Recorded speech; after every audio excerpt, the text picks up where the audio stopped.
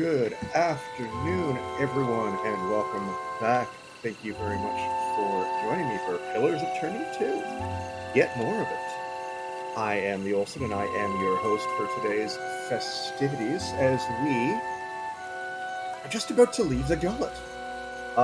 We are currently well in the depths of Neketaka here in POE 2, which I think is relatively early on. But yeah, we're exploring. We cleared a lot of stuff here. And we are gonna go. We're gonna go follow instructions and see if we can find this Narrows that people are talking about. Well, it's right there. But see if we can switch from the poor district to the thieves district. I don't even know. Oh, seriously, is that how well it's hidden? Like it's literally just a cave.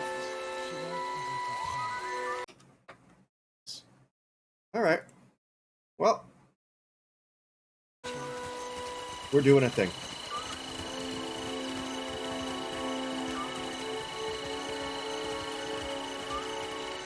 At least hopefully it's not raining in here.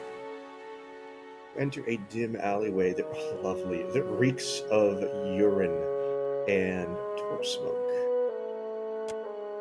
A long passage stretches to your left and right. Shadows move into guttering torchlight, but they're nothing more shapes at this distance. The chatter and bustle of the gullet continues behind you. Alright, so they gave me directions last stream, and let's see how well I remember them and don't get hopelessly lost. We go right. You trudge along the darkened passage and reach an intersection. The tunnel branches off to the right. You have a distant murmur of voices down the darkened path, but see absolutely no one. I'm gonna go right again. The tunnel branches to the left. Floor around the entrance is spattered with something as thick and dark as tar. Looks like Svef. Well, yeah, turn left at the drugs. Lovely. A handful of guards emerge and block your way, crossing their thick arms over their chests. One of them spits a vicious black gob at your feet. He rolls a dark plug between his teeth. Better head back, friend. It's invitation only past here. Dario sent a message for me. Guards nod and let you pass, chomping loudly on mouthfuls of Beth. The end of the passage is a stately door crafted of polished mahogany. Through the small slit in the door, you catch flashes of fire-cast shadows and bright textiles. The scent of sandalwood and cinnamon oil comes to you in a warm draft. Whatever's beyond that door is likely far more elegant than anything else you've seen near the gullet. Well, I guess we go inside.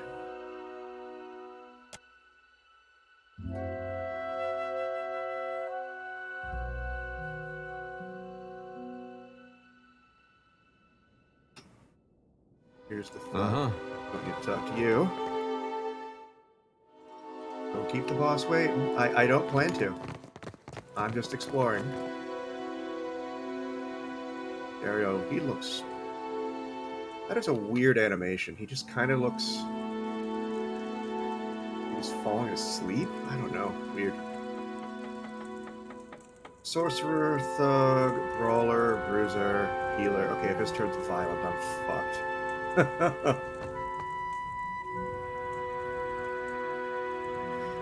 thin, long-limbed man holds a handkerchief in one hand and a threaded needle in the other. As you approach, he sets his handiwork aside, and you see an elaborate goldwork pattern embroidered around the edge. The same pattern that adorns his brilliant tunic. You also notice a strange bulk beneath the thin fabric of his trouser legs that runs up from hip to ankle. The hero of the Riparu visits me at last. That's me. You must forgive the cryptic introduction, but I prefer to remain among the comforts of home. I get it, and I totally understand. He leans forward with a squeak of leather and a rattle of metal. See something protruding above his boots, the bottom of a leg brace. Oh, he's crippled. Lovely. Ahoy there, Dario. Been a tick or two, I ain't seen hide nor hair of your scurvy arse since I were on the Sorcerer. With a deep bow, Seraphin smiles. The expression doesn't quite reach his eyes. I have been busy, as have you and your new friend, no? I totally have been. Though these are modest luxuries compared to those at the estate of your friends in Queensbirth. His mouth twitches in a smile. But had I only known there was a watcher in my midst, I would have extended the invitation sooner.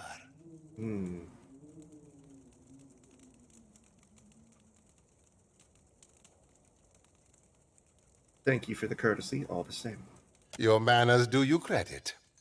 Would that more of my fellows from common backgrounds could follow your example. It's true, my background is garbage. I am thinking we could be grand friends, you and I. You cannot have too many friends in Neketaka. Dario bares his perfect, even teeth in a smile. The cap ain't short of friends, Dario, if that be your thinking. But that don't mean there ain't room aboard for one more. Seraphin, I can do the talking, buddy. And I need only a favor. An insignificant thing for a watcher like you. There is an artifact called the Cornet of Waves, which is currently in the possession of a Juana named Takano. Is it now? I would like you to liberate it for me. Why do you need a watcher for this? Watchers see what many cannot.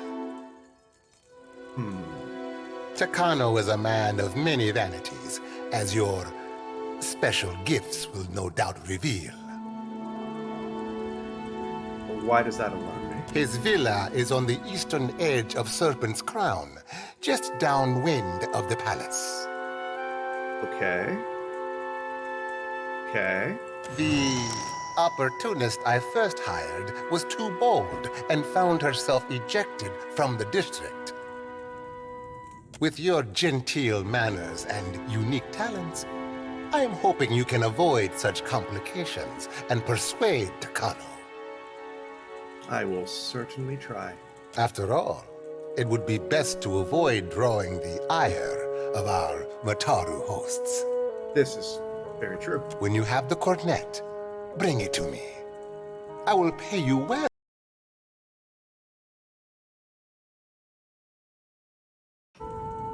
And what in the heck is a cornet of waves anyway?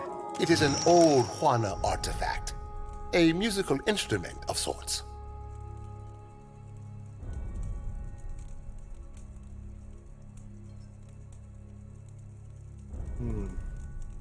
Ages ago, it was part of a pair, but its companion, the Cornet of Depths, was lost when the old city sank. I see. Both are said to carry the voice of Andra herself. I do not believe in such superstition, of course. You don't mean valuable in the monetary sense. He coughs into his hand to hide his fluster. Gotcha. I have told you all you need to know of the cornet. Now, I suggest you focus your sharp mind on retrieving it. I see. Okay. Need to ask about some other matters. What do you require? I need to speak with Madame Marina. Patience? First, you must bring me the Cornet of Waves. Okay. Also, I found some money that belongs to you. A man of principle. Minor positive reputation gained with Delver's Row criminals. Okay. In Neketaka, that is rarer than teeth in a clam. Keep it. Who says virtue is its own reward? Fair enough. What happened to your legs, bud? A storm, a rash decision, and an accident at sea. One that took my sailing days, but not my skill with a needle. Okay. Life in the Deadfire is unpredictable. Sometimes it takes you in its jaws only to spit you out onto some new shore. Let's see. The Principe seems divided. Which side are you on? Why must we speak of sides? Like squabbling merchants from the republics. He makes a face as if he's just smelled something awful.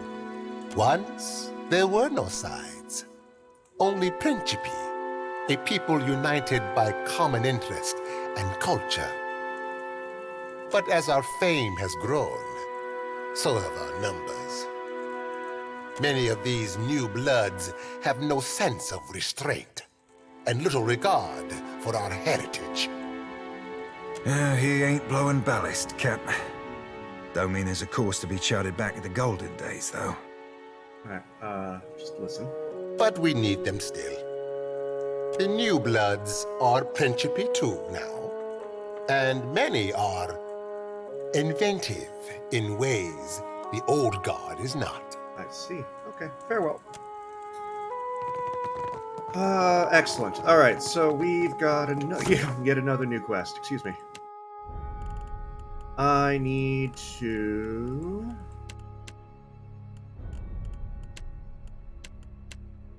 Oh god. Alright, so get another new quest. The Cornet's Call. Get an artifact called the Cornet of Waves from the Mataru Takanu, who owns it. Wants it more badly than he lets on. Alright. Well, let's find that merchant stall for Delver's Row.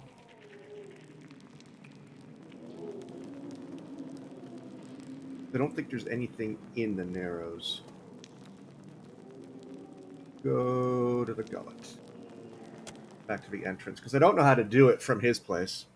So let's go from here.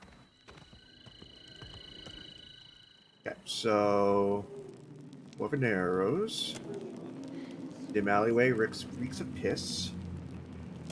Start by going right.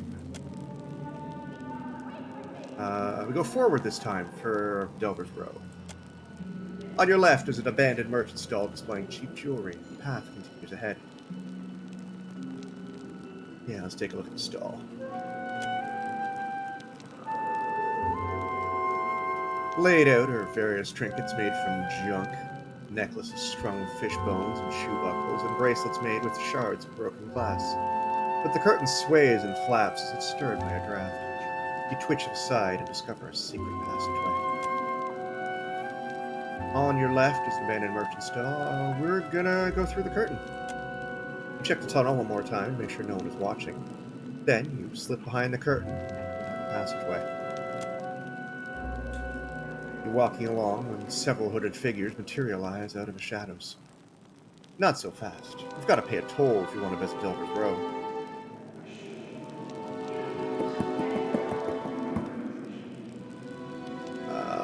How do I want to solve this? I don't want to pay them.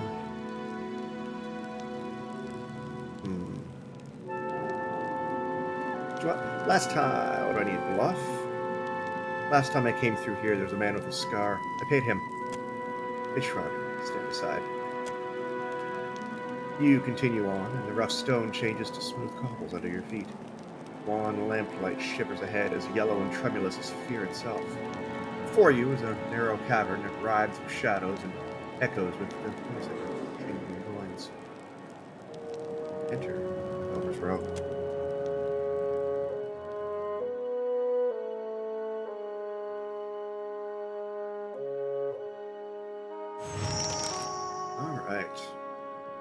I just leveled, mysteriously. Didn't expect that. Okay. Cool.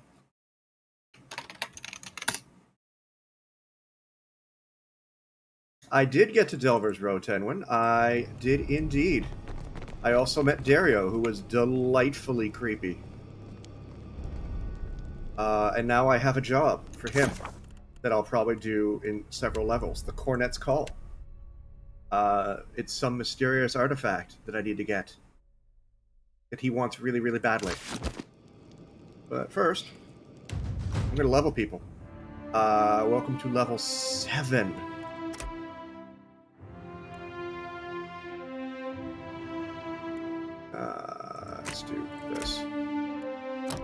And this? Yeah, sure. Alright, Ader is going to become... Oh, I get double ability. Goody, goody, goody, goody. What do I want? This is fighter.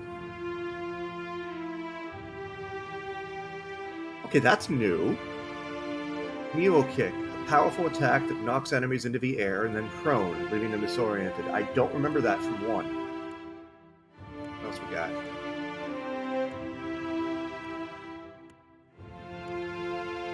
Nothing fun. Alright, so we're gonna go Mule Kick. And... also going to go... What rogue things can I give him?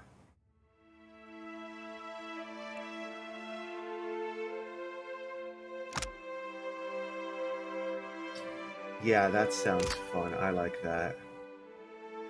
We're gonna go Finishing Blow.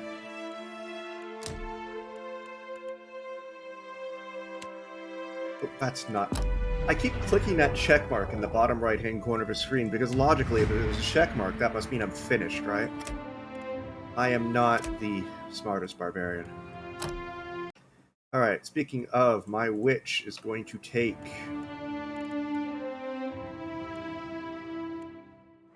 What are they going to take?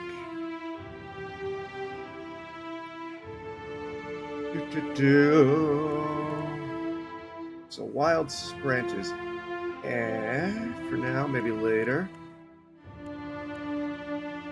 Bloody slaughter? Yeah, bloody slaughter. Let's do that.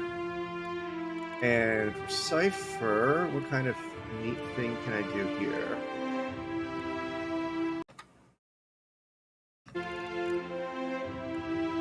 So many options.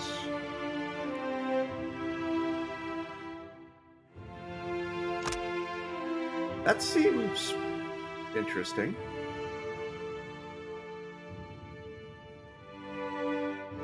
So that could... Okay, I see.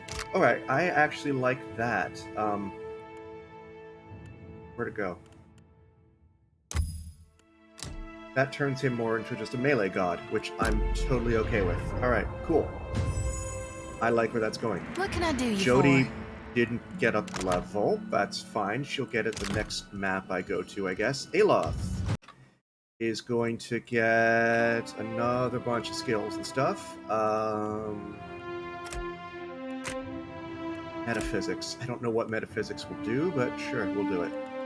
And let's keep going. Arcana. We're gonna take...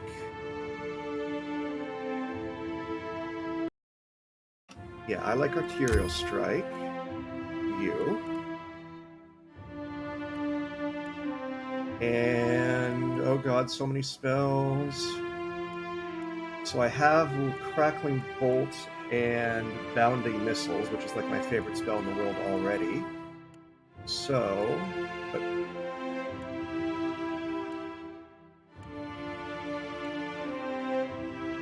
actually, that's a question. Is that crazy stun spell available, or do I have, or is that just not a thing in this game? No, it's not. Okay. This I like as well. But that could be fun with a rogue. Ranged rogue. And last but not least, we are leveling Seraphin, the Pistol Man.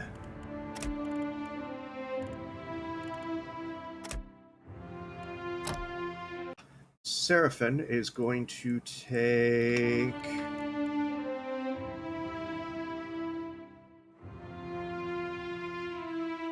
Ooh. He yells so loud that it knocks people down.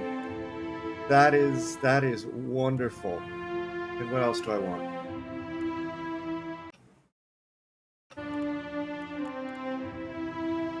Frenzied Strike. Okay, we're gonna take that. Ooh, and his attacks can stagger? That's hot. And Barbaric Roar. Cool. Cool, cool, cool. We are doing good. All right. Yeah.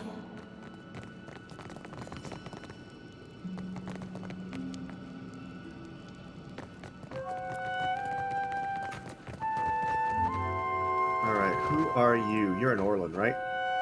An Orlan woman stands over a table laden with herbs and spices. She mixes them without looking at her work, pausing now and then to raise a sprig or file to her nose. You realize she's blind. It's the smell of cardamom that drew you, no? Perhaps the sting of fresh pepper. Or maybe you seek something with a stronger bite. She swivels her ears, but her cloudy eyes do not found you. What do you sell?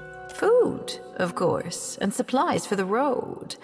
Though most here come to me for poisons and venoms. Oh dear. I'm looking for medicine to cure drowners alone. Then you'd best ask elsewhere. He leans close and lowers her voice. But careful. If the Mataru overseer hears there's a sickness, might be he has more questions for you. There's Mataru down here too? I have plenty. Though, if you're buying poison and ailment, mind you store them separate. Probably a good idea, thank you. Okay. Do I even have one of these? I'm gonna grab one of those. And one of those, and one of those, because I don't have any. Alright, we're good for now. I don't think I'm going on a boat anytime soon.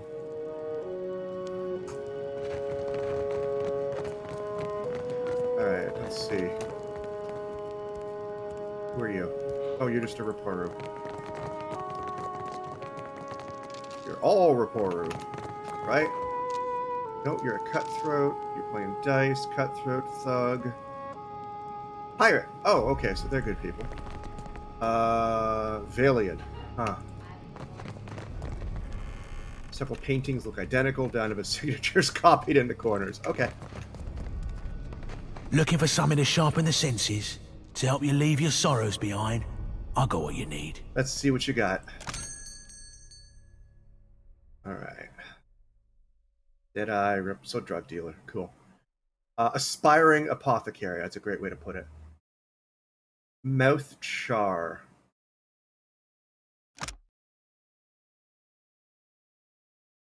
Powerful burning sensation that drowns out all external sources of pain.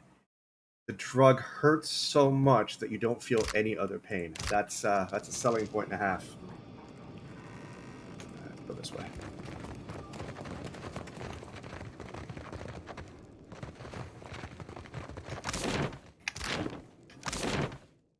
Bruh. It's a companion. Figure in the shadows looks up at your approach, pursing his lips together in a crooked line. Think you made a wrong turn, Bilger. You don't belong in the row. Actually, the smell of this shithole reminds me of home. He raises an eyebrow at this. Long moments pass as he casually looks you up and down.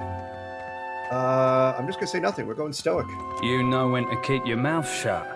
I like that. Thanks, Rust. He glances around the alley before continuing. You looking to commission an artist? You'll find none better in Neketaka, Bilger.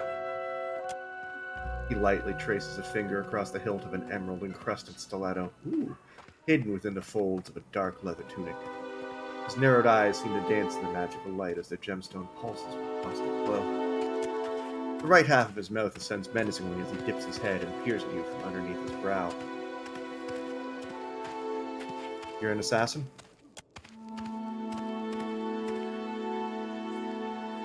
Sal, as the words echo through the alley. What sort of payment do you require for your services? Depends on the craftsmanship required.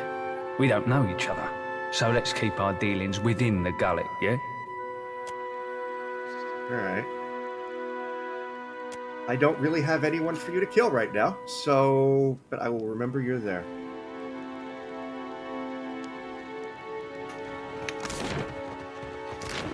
In case I need to hire an assassin.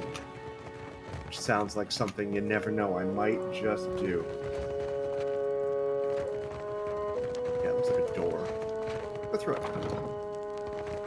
Times it anyway. Well, it's the middle of the night. You Even are better. looking for something, Aimiko?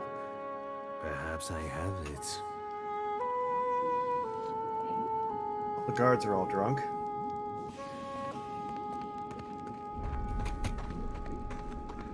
Alright. What do you got, buddy? Ernezza has not seen you before. You must be new. New or very good at disguises. He peers at you through half-moon spectacles. His face is hidden behind a thick but well-groomed beard. His eyes constantly dart between you and the doorway. Ah, but you are the one the Roparos speak of. They are most fond of you, but not so discreet. But how did you hear about this place? Wait, no. Do not tell me. Sometimes it is better not to know. Good, man. There is something I can get for you, yes? Tell me quietly. I need medicine for Drowner's lung. Eh? I hope you are not ill. But never mind. If the Mataru come asking, I will not tell. He winks and taps his lower lip, backing away from you just a little. I like this guy. But Drowner's lung is very serious. Very deadly. It's true. The cure is not cheap. But how can one put a price on good health?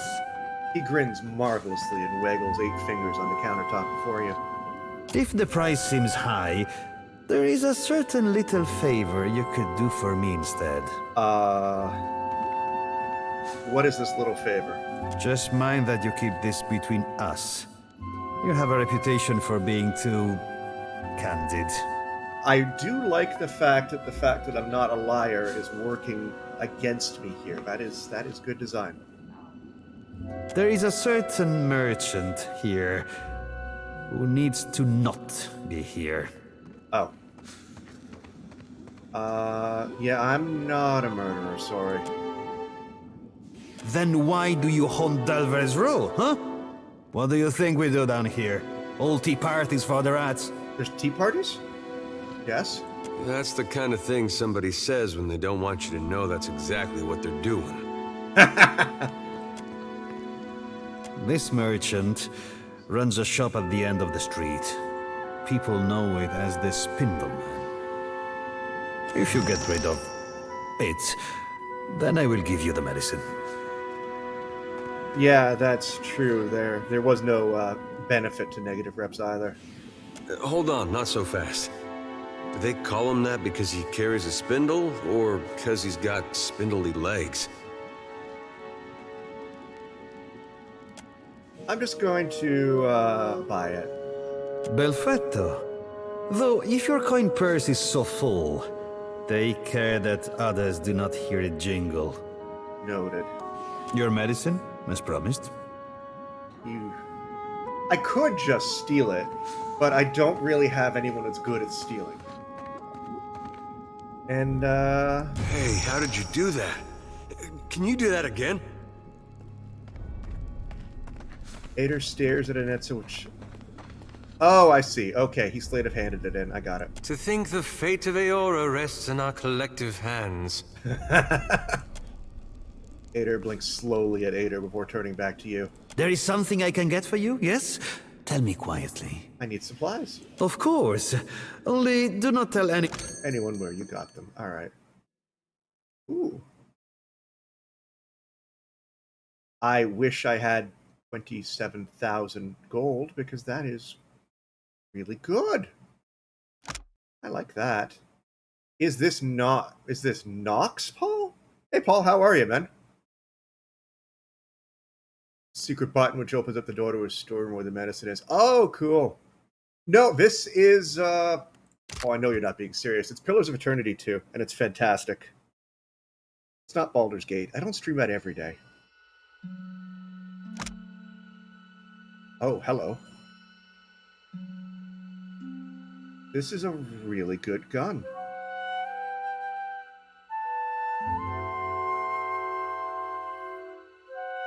It's Dungeon Siege. You're getting closer. You're actually getting closer. I think you're in the right decade now. So you're getting there. Like, I think that Did Obsidian make one of the Dungeon Siege games? Yeah. I did too. And then I also enjoyed the sequels, and I think I was the only person in the world who enjoyed Dungeon Siege 2 and 3. But I really liked them. Especially 3. 3 was, 3 was an acquired taste. Gasbox? Gearbox? Gasbox? No, I don't know. Alright, let's go this way.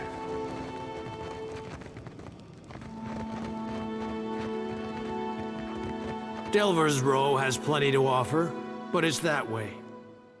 He extends a well-manicured finger to point over your shoulder. His other hand rests on the hilt of his weapon. Gas-powered games. Oh, yeah, them. I remember them. How do I get permission to pass? That's up to Dario. I see. Dario likes me. But I guess he'll like... It is Steam sale time, Paul. Everything's on sale.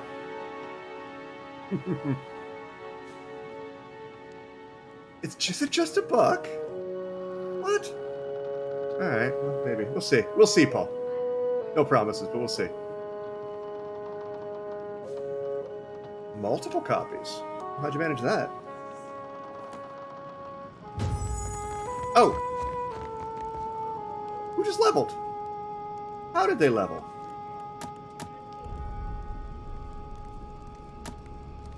Oh. You're... Okay, you want to see old, Paul? Hang on. Hang on.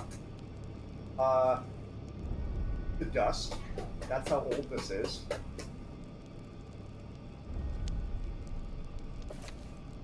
That's old, right there.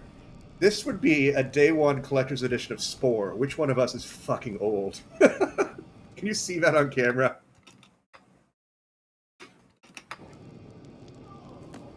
I also have one of those.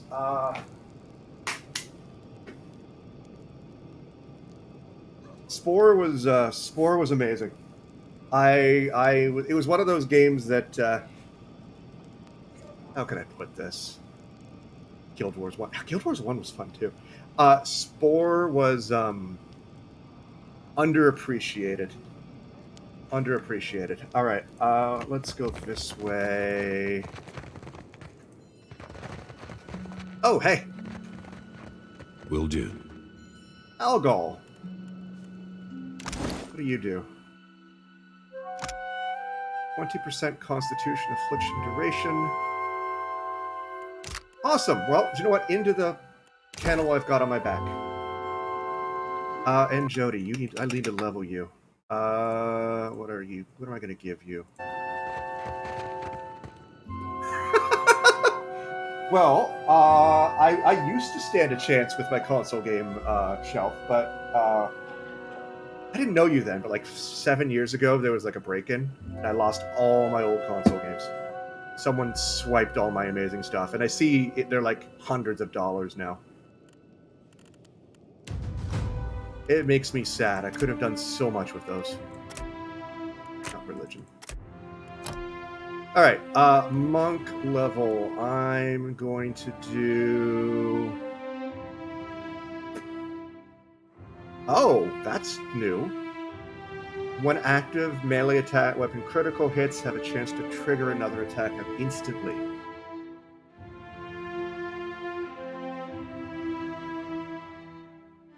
No. No, we didn't. No. No, you, no. No. This was, just after I came, to Montreal. It was before I met you. Anyway, I'm gonna take that, Swift Flurry.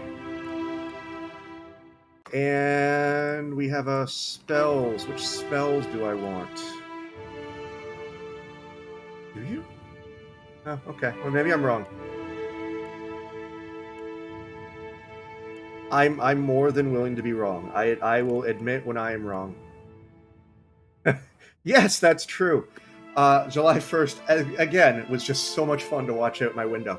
Tedwin, for context, what we're talking about, Montreal, Quebec, Canada has this lovely thing called Moving Day. where every single lease in the city expires at the exact same time.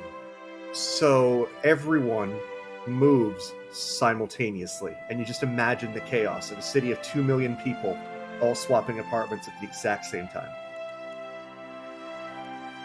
All right, I want Dire Blessing. What else do I want?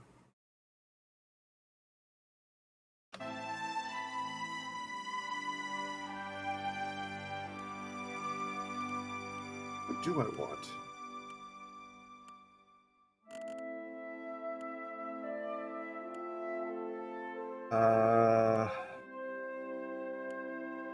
Definitely Dire Blessing.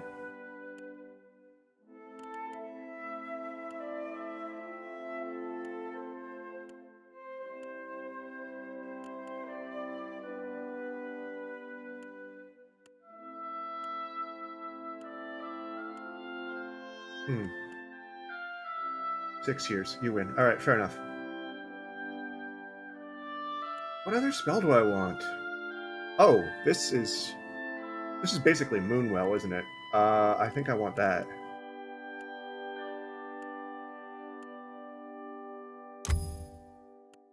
Oh, I only get one?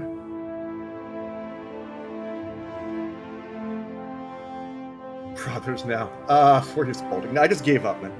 I just get one, so I'm taking Dire Blessing. Cool! Oh, what's this? Vile Thorns. Why did I get that? I didn't pick that, but I'll take it. Alright, so I got another puppy. I got a level.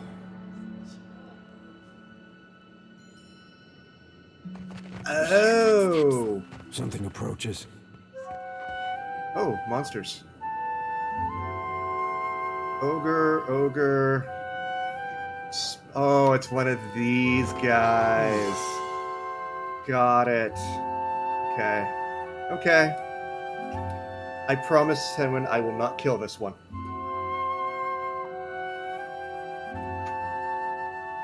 What is this Kith creature? The Vithrak cocks its head and focuses its many eyes on you. Its strange companions also stare at you with unnatural intensity. Oh, Square Enix is where old IPs go to die, Paul. All right, I'll go first. Is it true some of your kind are covered in soft fur that feels good to pet? Ader, what the fuck? It's a spider creature. One of Vithrak's eyes shifts towards Ader. After a moment, it shifts back to you. What secrets does it bring? Feel a gentle scratching in your mind. Another voice. Hey, don't. Final Fantasy does not suck now.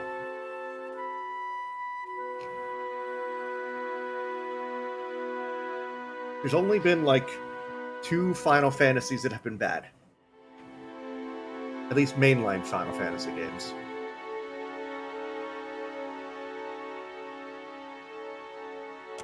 Let us see. I will stand by until my deathbed that Final Fantasy 15 was an excellent game. And I will happily play it again. Keep your other eye open, Cam. A thought probing ain't much to worry over, but I'll be a two-headed ogre if that's the only trick up them silk sleeves. 15 is a perfect non-IP game? Okay, Tedwin, I'm going to disagree with you here. 13 is the most underrated Final Fantasy game. Or, how can I put this? 13 has such an amazing last third that it makes up for the fact that the first 2/3 are kind of plodding. The last third of Final Fantasy 13 is blow your mind amazing. I will concede that it takes way too long to get there. And it has probably amongst the best music in the series.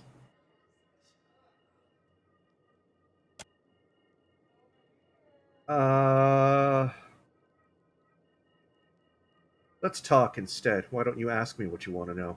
The language of tongues is a dull, tedious thing.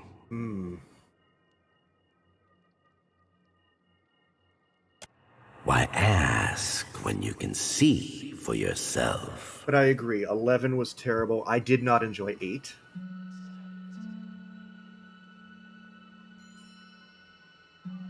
Yeah. Oh, yeah, 14... 14... 14, when they remade the first part, was great. Well, okay, it was okay.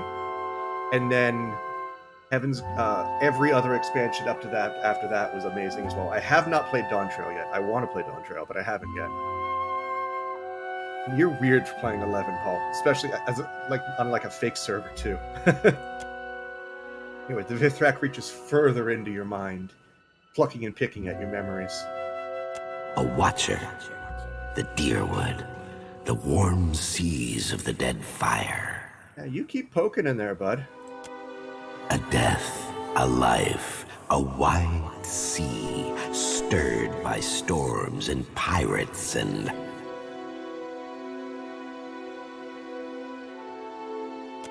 Ah, a wonderful secret. What did you find? You hear the Vithrak clack and rub its mandibles together. It reminds you of a glutton licking his lips. I don't trust this creature. At all. I don't trust him either, but I promise that I'd be nicer to these guys. The creature's probing psyche traces the question in your mind. Its strange companions stand perfectly still, waiting.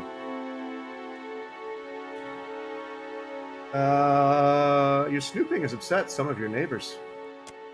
It chitters in disgust. The elf gnashes her teeth. His is a small mind, with small concerns. What do you care for him? No. I am the Conan the Barbarian looking one that you haven't seen yet. The emo hair, I believe, would be... I don't think any of them are emo hair. That guy's my Conan. Although he's more of a mind-reading barbarian now. Yeah, I guess it's Aloth. Aloth the wizard.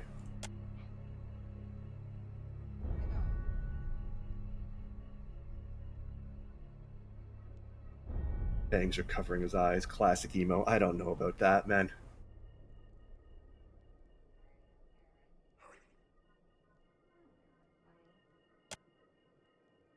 Images arise in your mind. Memories. You see Pithy stifling her coughs as she tells you about the drowner's long medicine, and you see her Nezo. You know what? This guy's not going to hurt me, right? The Vithrak delves deeper. It sees you in Ernezo's shop talking to a merchant. You ask about the drowner's lung medicine, and Ernezo begins to answer.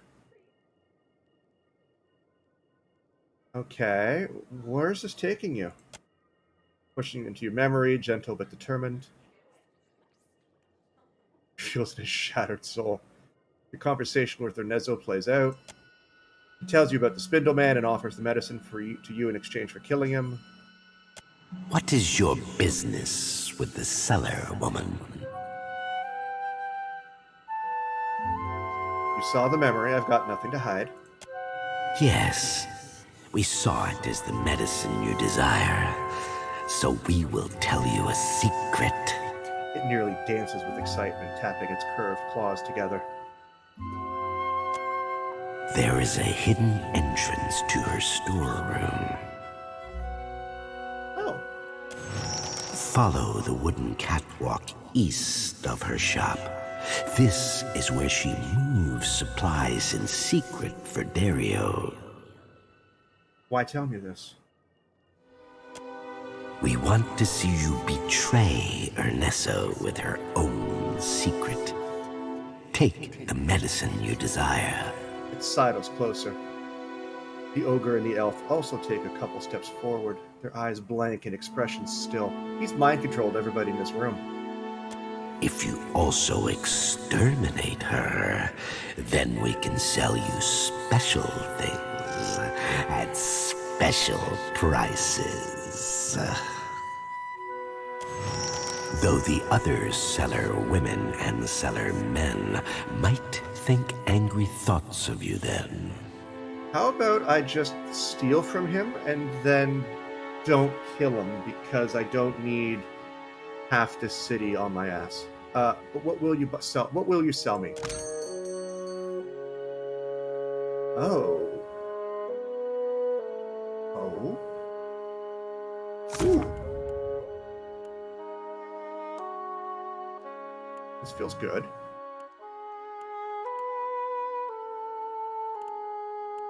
Okay, I don't have the cash for it, but that seems like a... Well, what are we excited about? Where? Oh!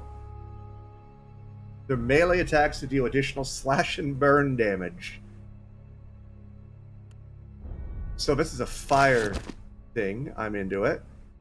I will come back for this. What is this?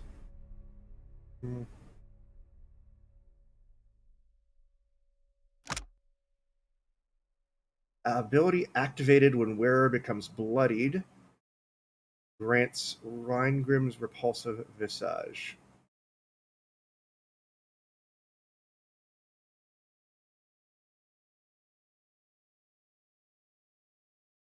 That's fun.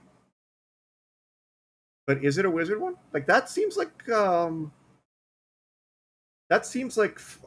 would be fun for someone who takes a lot of damage and spends a lot of time bloodied. Because bloodied is what, 50%? I don't have that much money, so I might come back for that, and I definitely will come back for this. Oh, I want to be back in the high seas so I can pirate people. All right. So let's go... He told me to go up here? Yeah, over there. Let's steal some stuff. Look at that, mate.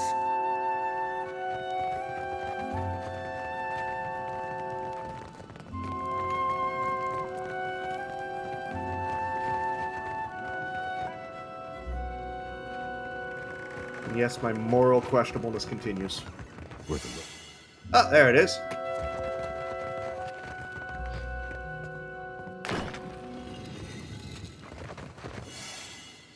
Okay. What do we got in here? Fine leather armor. Well, as long as I don't get caught. Oh, I cannot unlock that. Alright, that's fine. But I will take those rubies.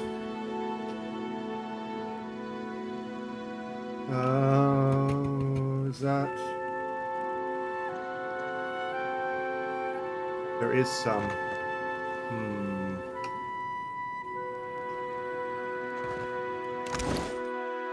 Drugs, drugs, drugs. I can solve all my problems with drugs. It's not food and drink, it's drugs.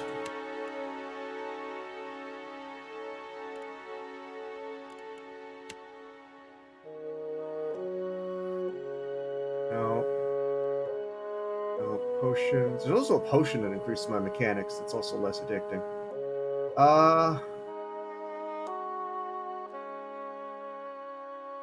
No, we're good. What is Thieves' Putty? And no, probably not. I haven't seen Thieves' Putty yet. That, stuff for... Oh, okay. Oh, well, well, I know where this is. I can very easily come back. Maybe. Let's go back to hand in that, those drugs. Let's save the day.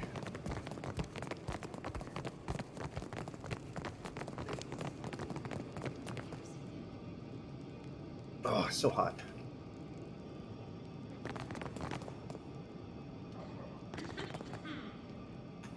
There it is. We're going to the gullet.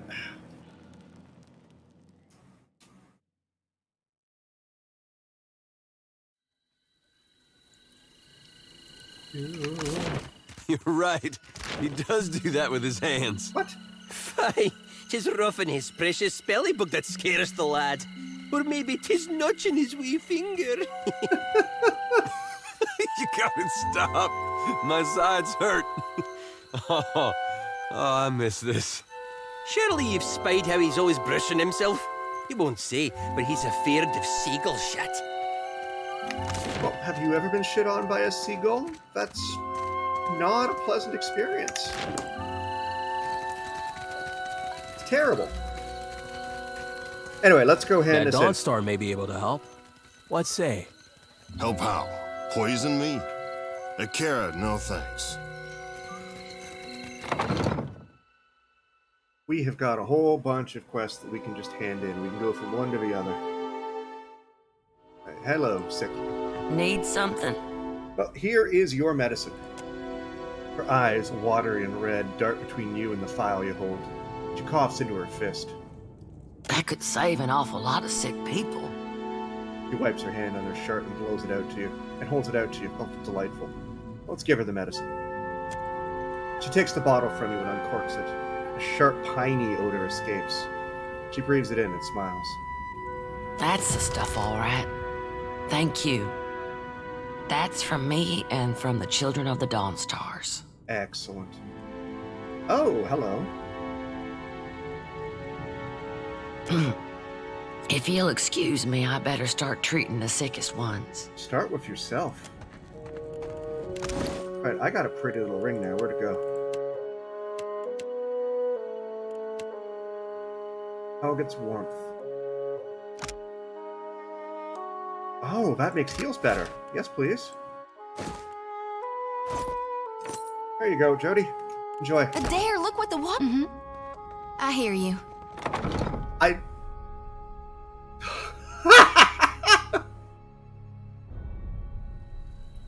Oh, Paul. When I get avowed, you're going to say nothing but, oh my Adair, god, Skyrim, aren't you? I get the feeling you don't like me much. Was it something I said? I think it was something I said. No, it's not.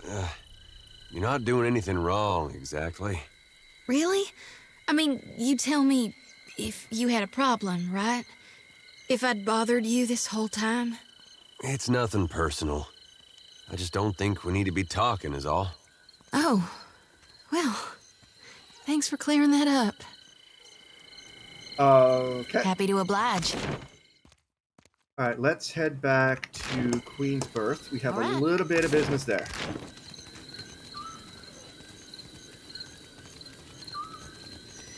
You hear? The Dawnstars granted Peatley the power to heal the plagued folk. I always knew she was a blessing on us. Never doubted her. Yeah, the Dawnstars did that, not me. So you got the pustule drain. Well, not yet. At Queensbirth. I'm gonna start at the Bardato estate. Unless there's like a... No, there's not. Okay, good. I was afraid there was gonna be like a random encounter or some nonsense. Alrighty. Who do I want to talk to? There are too many Bardatos and not enough time. Yes, you, the one cloaked in lightning. My intelligence speaks of agitated whispers in the Valera household. I want to talk about the Valera plot against your house that I witnessed on Thursday's stream. Have on, then, and don't leave me in suspense. I learned from a burglar named Persa that there's a plot to break into your vault. Valians. So, they would fit right in Game of Thrones. They are vicious. Now we know enough to sidestep this particular trap. Here, your deserving pay. You gained an item, Bardato. Oh! Hello. Ship bits. Thank you. I suggest we allow this heist to play out as intended. We will watch as our enemies walk into a trap. This will be the end of the Valera's short, ignoble reign in high society. Well, why not just talk to Otello? It's not too late to solve this peacefully. It most decidedly is. Oh. I have no use for a faint heart. Find me when you come to your senses. No, I don't like how that Speak went. up. My business never sits still for long. about this feud with the Valera family. Fratello doesn't make my affairs any easier with his wayward ambitions. Would you be willing to speak with Otello? Oh dear. You're serious, aren't you? I am. You think I'd put myself in pistol range of that old imp? This feud is cutting into your profits. I think exchanging a few words is more sensible than an elaborate frame-up. Practicality suits you, you know. I have little objection to discussing the matter. I simply doubt Otello will listen. Well... okay. Let's see if I can bring peace in our time. Also, I got a boat piece. What do I do with that? Sweet!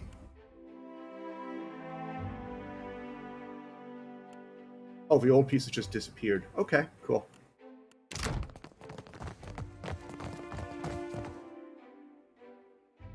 All right.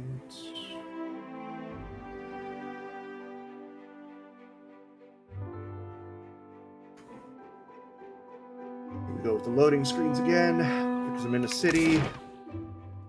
Let's visit the Valerans.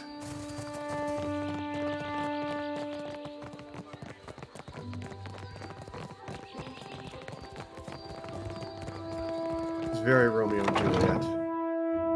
Only instead of suicide, hopefully I'll be able to end with a barbarian talking them into non-violence. Which I realized just now is rather ironic.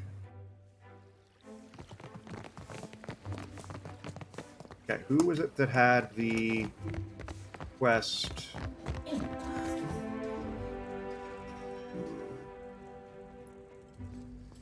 No, it was Martino. Where's he hide? Upstairs? Or in here? Give me the Valeras. Who are you? You're a spell, right? Okay.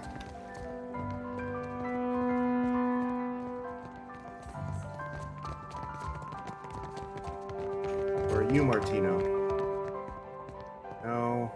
No. Guess they're all upstairs. I will find this family and put them back together. Are you Martino? No. No.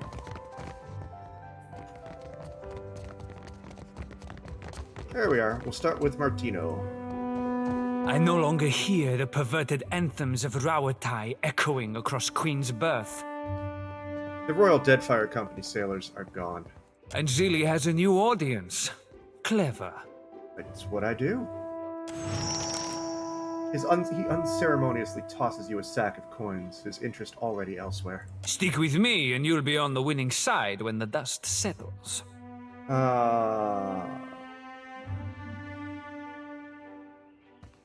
Infighting only strengthens the Royal Deadfire Company. Merla, you and my father are too alike. Go on. I'm still waiting on word for the next job. You have a few days to decide where your loyalties lie. Oh, is this like 110 win where I do like one quest, and then if I do a second quest, I'm locked into that faction? Okay. Cause that, yeah. Alright. Maybe. Well, I'm rocking our Bardato hull, Valera sails, and I'm probably, gonna get Royal Deadfire cannon soon? Alright, Adu, what brings you to the whole of the Valeras? You're having some trouble with the family next door? Ach, the Bardato Bank shuts us out of investments and stifles our finances. This is the richest prospect on Iora, but we cannot grow our family business. Can't make coin at the expense of others? Now that's a crying shame. If you know a better way of squeezing profit out of these islands, I'm open to hearing it. Ezali is a rich thug, and someday she will get what's coming to her. I want to talk about those rich thugs. If we must. What is it? Ezali wants to strike a peaceful arrangement. After everything that she... Madiko, what is she planning? You're not considering this? The Bardatos have nearly ruined us! Look at me, causing problems. Enough, Martino. I will not let our families tear each other to ribbons while I can avoid it. Tell Azali to meet us here. I won't be lured into a trap. Okay. Seems easy enough. This is probably going to go poorly, but I'm going to try it anyway. Look at me, peacemaker.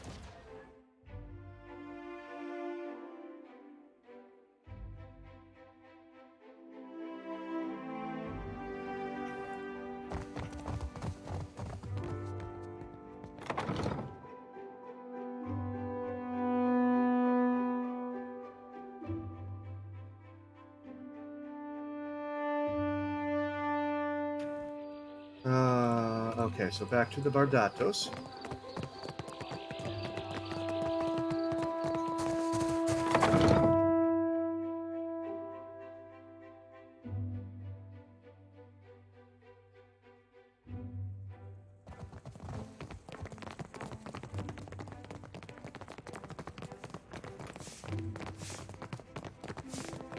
Got the Orlan working there, that's no good.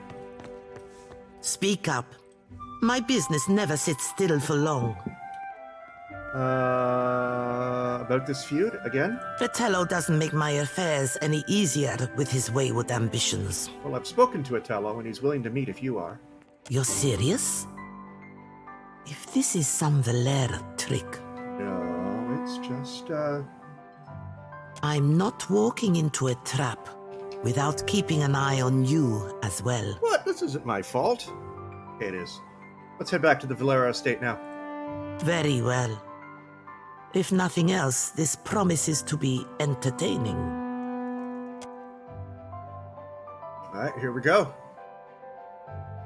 I've come this far. Let's see if I can solve all their problems. Oh, there's a lot of people in here. Bardato and Valera representatives stand arrayed around the dining table wearing expressions of anxiety and resentment. The temperature of the room suggests no more amity than when the discussion began. If we could open by defining each of your grievances and demands. Before you can finish your sentence, Otello cuts you off with a hard wave of his hand. You run your bank like a crime syndicate. Some of us struggle to tell the difference. Otello points an accusing finger across the table. Where am I? Oh, over here. Okay. We can take it up with the director anytime you feel like explaining why your children are intimidating my merchants. Azali opens her palms, in every way composed. She glances over at you, and her mouth turns downward. I see our would-be mediator has arrived. Well, we're here. I hope this wasn't some elaborate, ill-advised jest. I would not willingly welcome a Bardato beneath my roof for the sake of a jest. Please, let's try not to sabotage this from the outset. As long as the Valera remembers his place, we shouldn't have any problems. My place is in the dueling ring. Care to let the gods decide, Lady Bardato? Can I kick him out? Quiet, Martino. Watcher, now would be the time to lay out your reasoning.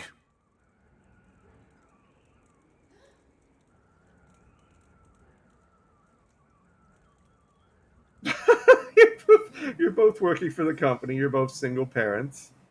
No, I'm going to go with this one. I've made allies of former enemies before. I think we can all pull together into a stronger force. Ach, raise the stir in the White March Mountains. The same could be done here. I did do that. A force? Watcher? To what end?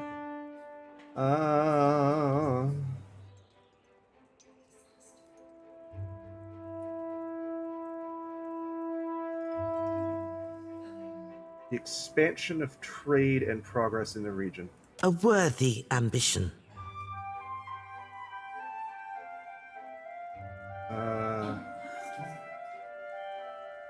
You were a gold-packed knight once, weren't you, Azali? Once you owned a castle. Things change. That's a dick move. Don't you know a chance of profit when you see it? Yes. Yes, I do. You make a living putting the right people to work in the right place. What suits the Valera family? He hesitates, her mouth tightening to a thin line. They are possible sailors. Otello, you'd like your ships restored? Of course, but... Otello was about to say more, but Azali cuts him off.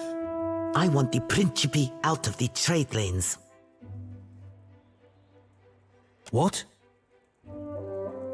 Half of this month's shipments are missing. I'll give you coin and crew for 5 ships to earn back my investment. Shit, that worked! She opens her palms and awaits his response. 6 ships. With 6, I will drive the Principe from these waters like rats from a fire. Fellow straightens his spine and nods with confidence. Even money says the Principe already be shaking in their timbers at the raw thought of your 6 fish-stinking ships. Oh, Seraphin. You think yourself the first to underestimate us, little one? Fellow chuckles to himself. 6 ships. I believe we just made a deal, Valera. You did. Well done. Then it's settled? Tello sounds bewildered by his own words. So it seems. For the time being. Time will tell if this arrangement is a favorable one. My hosts, you'll excuse me if I return home. She inclines her head, faithing you with a bemused look on her way out. Look at me, I made peace.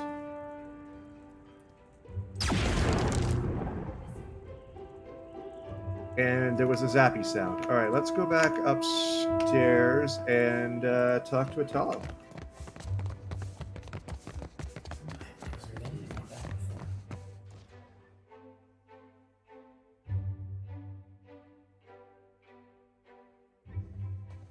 Solving the Deadfire's problems, one after another. Yes, there may be a giant statue marching around, but I'm solving social issues. With our new capital, the fleet can be fully restored by month's Side end. of Valera, side of Bardato, 3 peace, 4 chaos.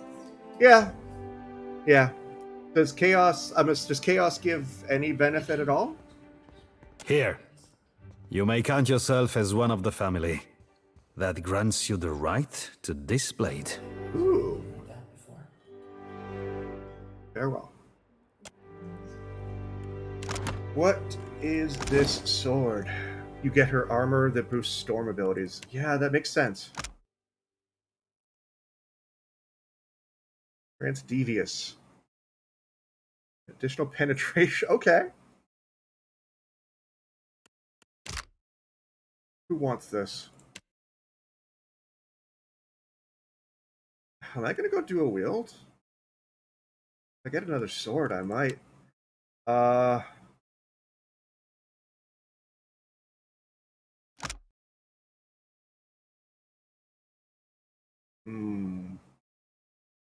We'll see. Let's see. Oh, that is a very nice sword I'm gonna give to someone. Yeah, and Ader is gonna be sword and board for now, even though he's a rogue. Just like the extra damage. So, Dusk, I wonder if dual wielding. If I get another sword, I'll give it to, my witch.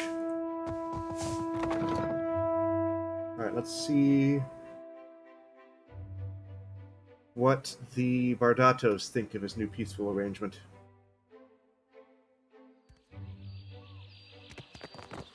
Actually, did I pick two-handed style? Yeah, I did. Ooh. Pick two-handed style, so I need a big sword.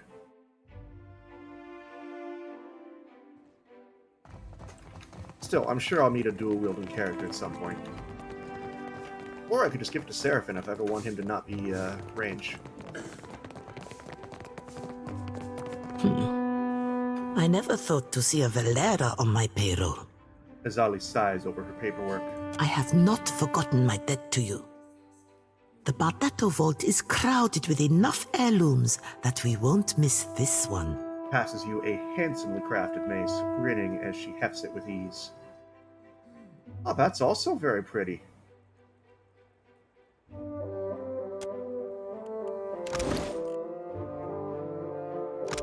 Exceptional, grants nobility. Ah.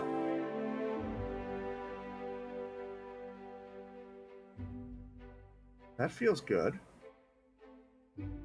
Oh, alright. Hang on to that for now. What can I find it weird that they're giving me exceptional weapons, like, in what feels like the very early game.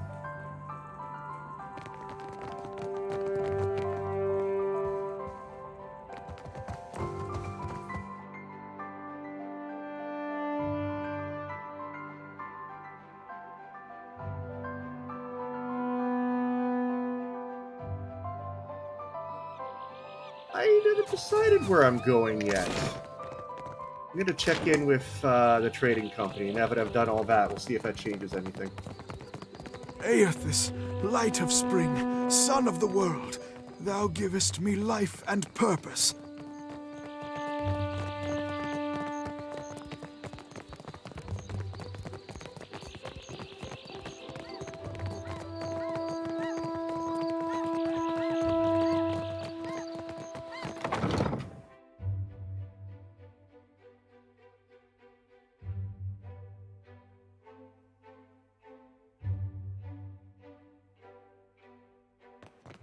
Alright. We lost an entire island. How did we lose an island? The contract. That is, you see... Did they just fire Luca? Did I just cost that man his job? I've lost 3 of them, it just happens. Yeah, well, not all of us can be... I hope you are pleased son with of yourself. a famous investor. Because of you, I've been stripped of my position. Have been with the company for years. I had my own office. Now I'm ruined. Well, there's work on my ship if you want it. What? You must be joking. You arrange for my dismissal from the company, then offer me work as a deckhand? Yeah, well, it's more fun than contract disputes. I'll promise you that. Damn you, Watcher! But I accept. I will gather my things. Yay! Alright. What are you good at? You're a boatswain. Interesting. And a drunkard. Okay, who is my boatswain? Where is a boatswain? What is a boatswain?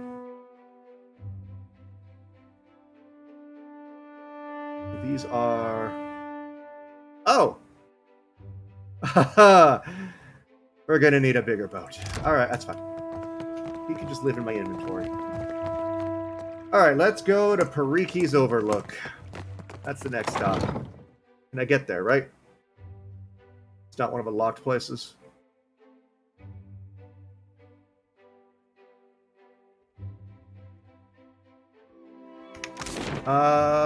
North. So, that one. And the camera follows him this time. Wonder why. It is gorgeous.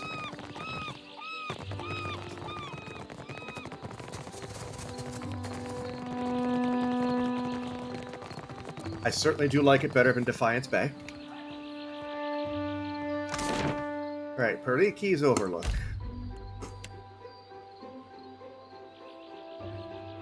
The way it's constructed must be brutal for storms, though.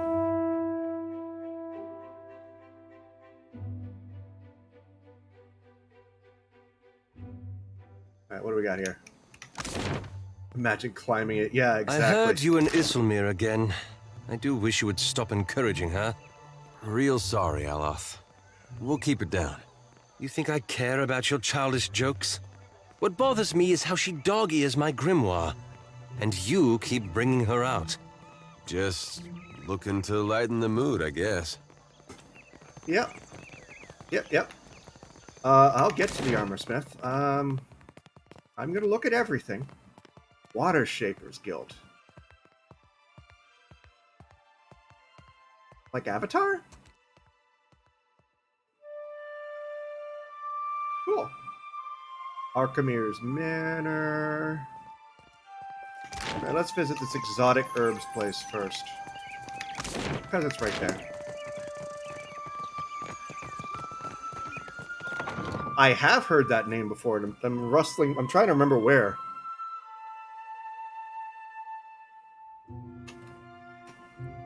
Hello, Quitzley.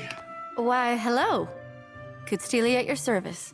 He sits down her pruning shears, looking up and down with a warm smile. Two of his colleagues, okay. I'm guessing you're already familiar with the herbs I sell? Only brought what I could fit in my pack when I left Isha Middle, so I rely on the local flora to keep supplies stocked. Her gaze wanders towards Seraphin and lingers there. Then she pulls her focus back to you, blushing slightly. Oh, Seraphin, buddy. Oh, ain't no shame in looking, lass. Flashing a crooked grin, Seraphin bows to the herbalist. What brings an herbalist to Pariki's Overlook? Money is the obvious answer, but I don't think that's what you're after. Yes, I'm an herbalist, but I also pride myself as a florist. I think the city liked the idea of putting a flower shop somewhere visible. It's ostentatious, really. Probably the same reason why we have a magic shop next door. Pariki's Overlook is a great big splash of culture and innovation, there to show travelers that the Huana are ready for the world at large. I see. Show me what you have for sale, please. Apothecary, that seems good. Okay. And this is a lot more ingredients than everyone else. Okay. Threat brains. Good. Okay. Well, if I need ingredients, I'll come to you. What? Doll?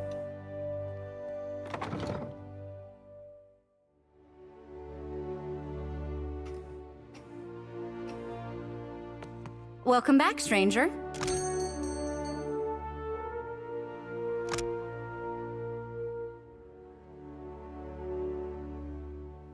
That's creepy. Fine lurkers. Oh, God. Happy to oblige. Sure thing. Oh, God. I know what those are. All right. Let's head to the dark... Well, what's next?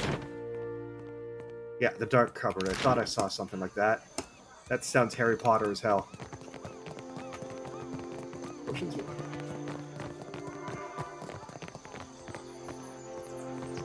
Is that a...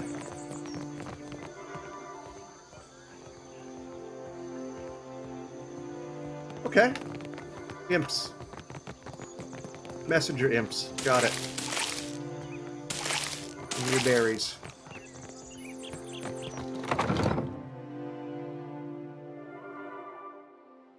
Now what's going on in here? Arkamir's auspicious apples. Lets you see 3 seconds into the future. That looks intimidating. Please don't attack me. I got nowhere else to turn. Stonehill is going to kill me. Don't drag me into your mess, Bertenno. Not again. Then you leave me no choice. I'm sorry. Hey, come back with that! Madiko!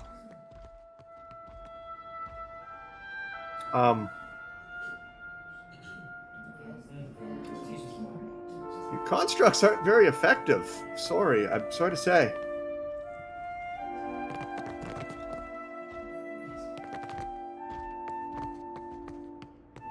That flaccid Batso! Flaccid Batso. Oh, this young wizard clutches the countertop, looking as if she's either going to vault over it or snap it in half. Imp, you had none of that, huh? Asina, okay. That's what I thought.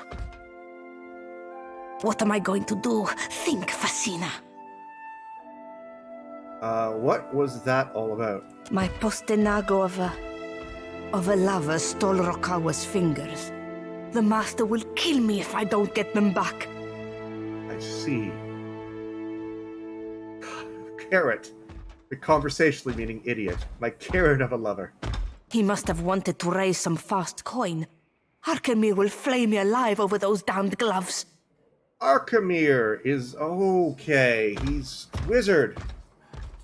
Alright. Alright, cool. Cool. Strange that the constructs didn't attack him for stealing. Yeah, good call. Is it strange? I don't know. Go consult Arkemir's grimoire if you're that curious. He's an archmage, yeah. Like Console Hot and the others. I'll go get those gloves back for you. You will? If you are expecting some payment or reward, I do need to keep this under wraps. Let's say I'm doing my good deed for the day. If there's a burden on your conscience, then I am not opposed to you offloading it on my behalf. I do not know where Bertenno fences his goods, but he mentioned an appointment at the Bra Citadel docks.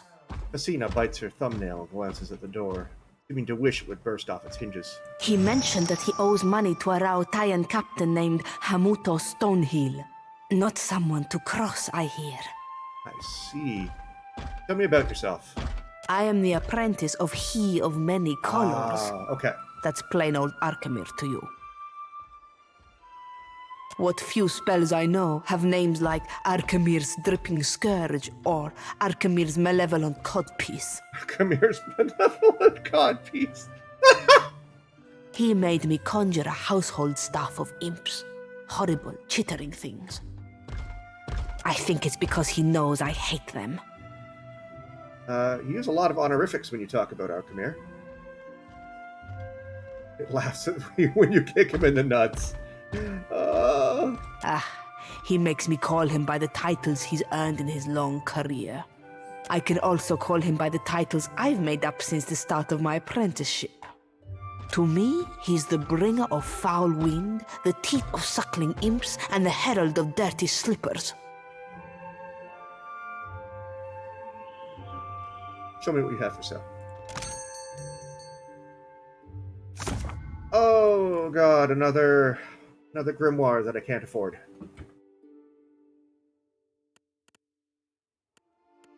This one has that spell. Flowing Bolt. Remember that one. Oh, Equalizing Burst? What? What am I looking at?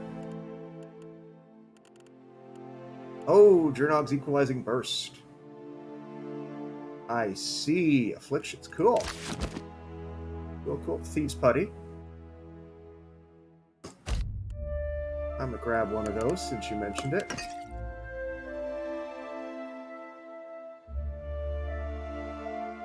And quarterstaff. Would it be this one?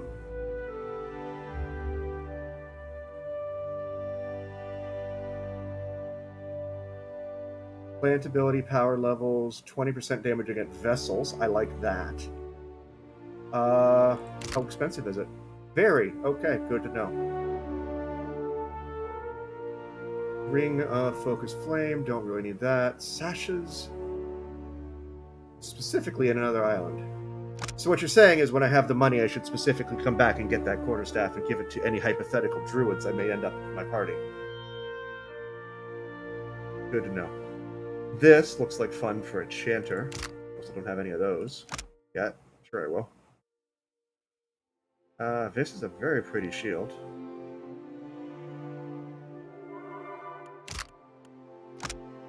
Grant spell cache. Either the druid or that staff. Okay, so not both. Oh god, more grimoires.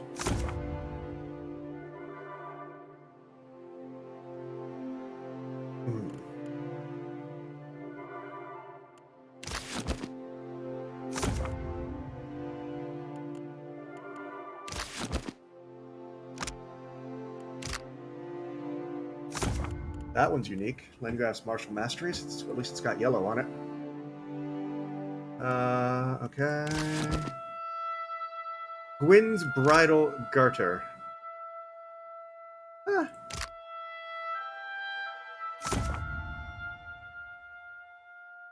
Oh, hey! I didn't even notice this. Each of these grimoires can potentially have an effect, or was it that the first one and I've just missed it otherwise?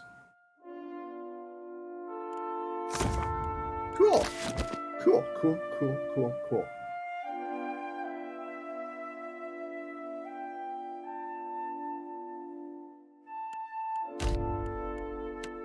Yeah, trade. Alright. What else is in here? I'm not selling you the lantern. Fortune for a pun. Salutations. Do you wish to hear your fortune? Sure. The puppet's eyes close as steeples his fingers. You hear gears whirring and clicking inside the box. His eyes reopen, this time with an amber glow. I see a fork in the road. There's a statue of a human. Someone in robes. Take the left fork. If you go right, it could get ugly. Don't ask me why. I can see no more. Unless you give me another pyre. What, this? Don't interact with the bloody thing? Oh, you know I have to save and try it now.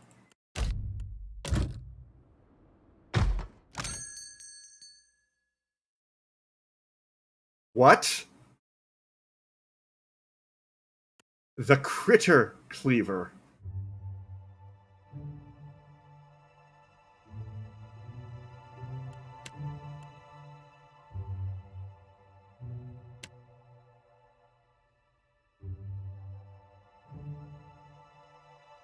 You sacrifice pets and then put them together for specific bonuses you want. So I sacrificed the pig.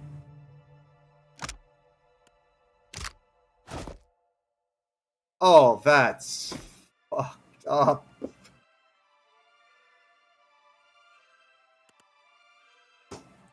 And I thought it was messed up that they all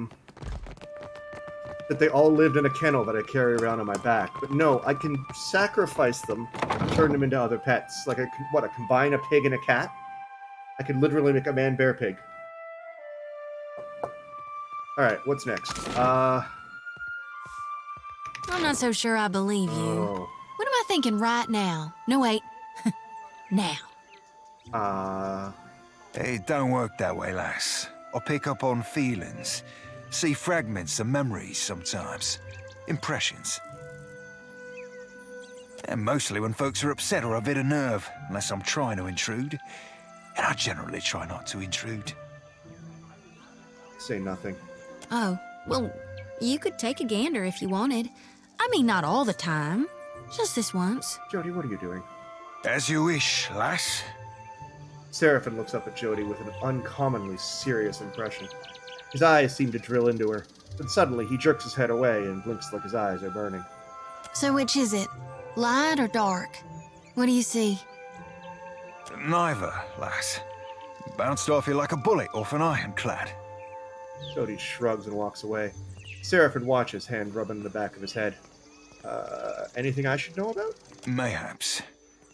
Let me be ruminating on it for a tick, Cap. Okay. So... Jody's mind can't be read. That's... something. Hot razor skewers, crusted swordfish. I've got it. Oh, yeah, sure. Clothing out on the street. I'll take it. I can probably sell it.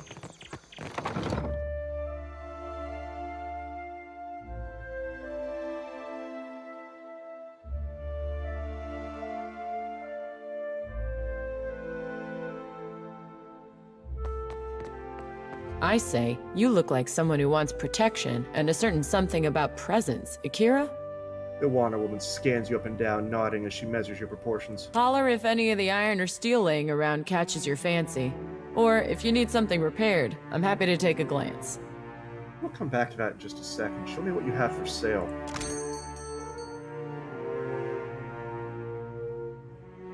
Oh, okay. Again, really, really expensive, but very nice. If you need iron or steel, maybe even something lighter, I've got plenty in stock. Can you do anything fun with these? Akira, but these wonders have suffered greatly. I say you must take better care of your things. I know, believe me. So, what do you think? I say I could repair these to their working order for 1,500 pyres each.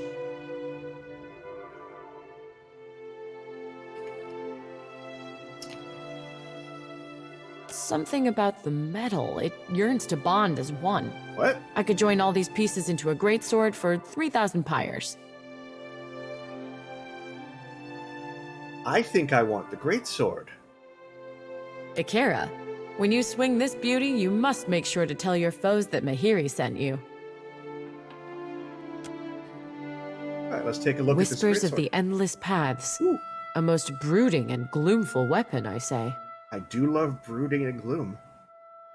May it chop your enemies into fine pieces for the delight of Tongaloa. This is some fine work. I'm honored to have the trust of such a fine customer. Do not hesitate to bring me another challenge. Akira? I was talking to you. Don't walk away. If you need iron or steel, maybe even something... Alright, what did I actually get?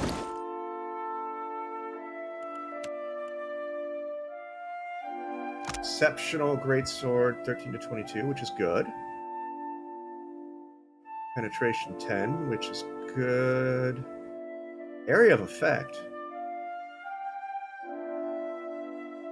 Okay, increased reach. Attacks in a cone. Okay. Wait, does this...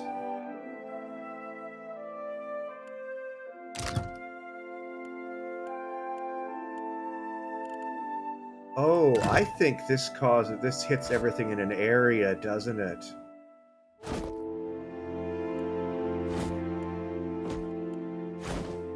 Oh, what did I do? That stays there. Yeah, that sounds fun. Oh yes, thank you. Extremely OP. You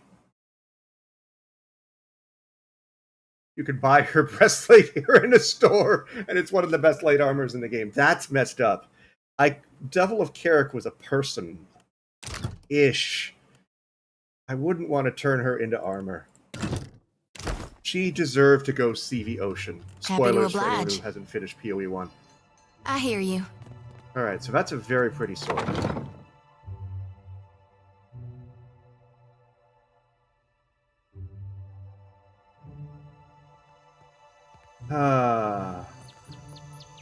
Hey, Shodi. Those dreams of yours, they still getting to you? I can deal with the dreams, for better or worse. What makes me sweat is the not knowing. What happens when I stand face to face with my God, and he reveals what he intends for me? What if it's not as I thought? Yeah, I've had thoughts like that for a long time. Except now I'm worried about what he intends for the world. Whatever it might be, at least we'll face it together.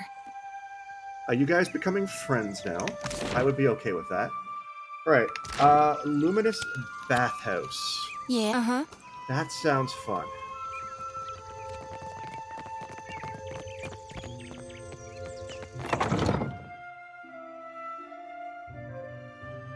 Actually, let's not... Make sure there's nothing right outside first.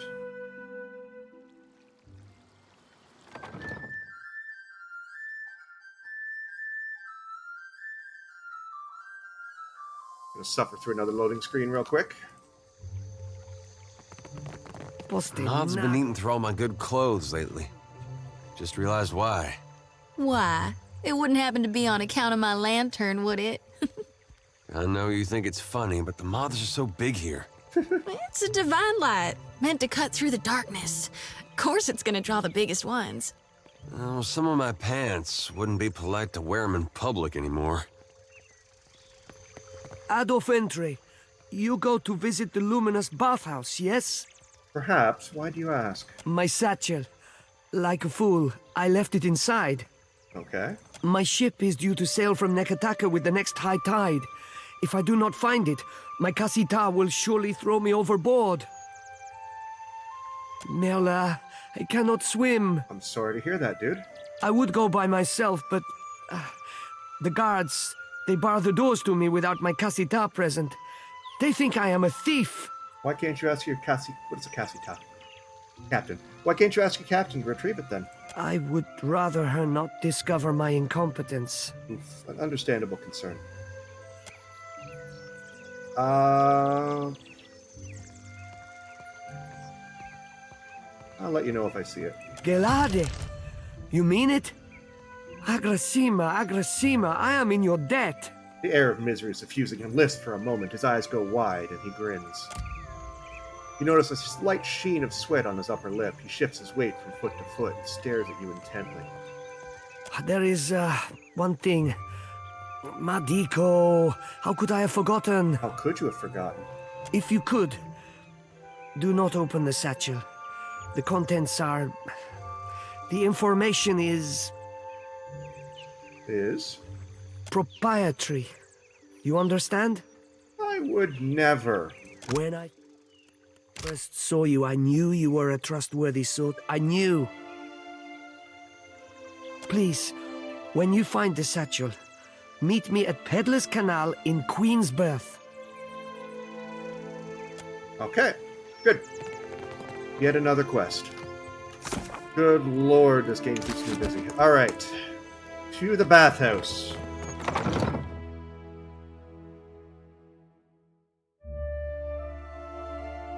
Let's find out what nonsense we have in here. That's... Is that a water elemental? That's cool.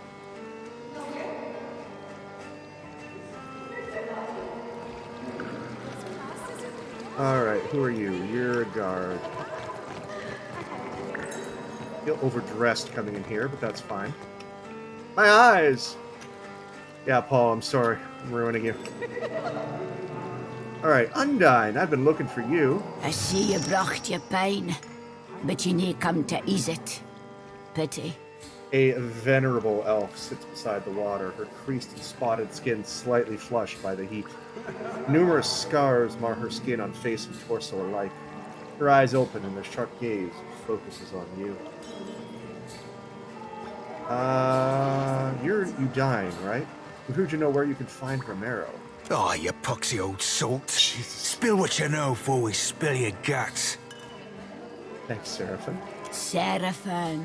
He smiles, an expression both sad and kind. Romero described you pointedly. He told me that you would come were you in danger. Danger? Nay, not I. I do seek him, though, and I feel that he needs me. Feel it in the deep depths of my furry fun sack. If you care for him, you'll be telling me what you know. I feel he needs me. Feel it deep in the depths of me furry fun sack. Wow. He begged me not tell anybody of his plans, ye included. He's left this area, afeard of the danger he fishes on those near to him. Please help my friend Undyne. He loves Romero like a father. He's the nearest thing I got to kin. Why didn't he trust me? He did trust you. He trusted you wholly. Nadine frowns at Seraphin, her eyes wet. I'll tell you, and trust ye to con best what to make of the conning. Romero treated me as galleon for mine clipper. A stuggy trade, surely, but he insisted that he needed the speed. I can't tell you what he intends, but he set sail for Sayuka, intending to replenish there. That's everything I con, for whatever good it does you. He gave up the sorcerer? And for what? An elven clipper? Makes as much sense as Doug's on a Drake cap. He'd be easy catchings for any freebooter after his hide. We should hurry to Sayuka. Aye, Cap, you've read my mind. And here with me thinking that were my skill in particular. Thank you mightily, lass. Enjoy the baths. Safe travels. The wages of war catch ye up soon or soon. All right. What else we got out here?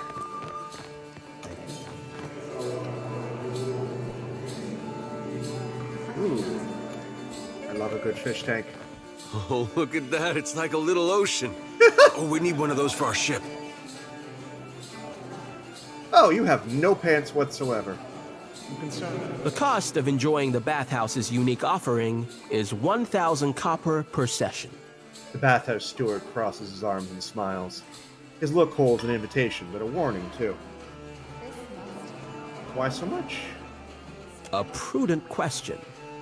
He draws himself up to his full height and puts his hands behind his back. The bathwaters are infused with hand-refined luminous adra, which promotes a holistic balance of the humors. Because of luminous adra's remarkable qualities, it is also a significant investment to both supply and maintain. Ganor may tell you more if you're curious. He is something of an amateur alchemist, in addition to being a businessman of remarkable skill and insight. You're also going to tell me that luminous adra grants the bather eternal life? Would that it were so. Ganor would make good money, and perhaps I would receive a raise, yes? When have you ever known men such as Ganor to share their spoils? You, I like. We see eye to eye on many things, I suspect. A small discount for you, friend, for making me laugh. 900 copper. All right, farewell. Let's visit this Ganor fellow.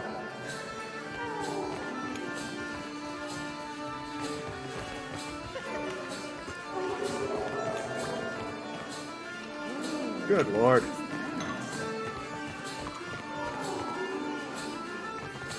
Well, it is a bathhouse.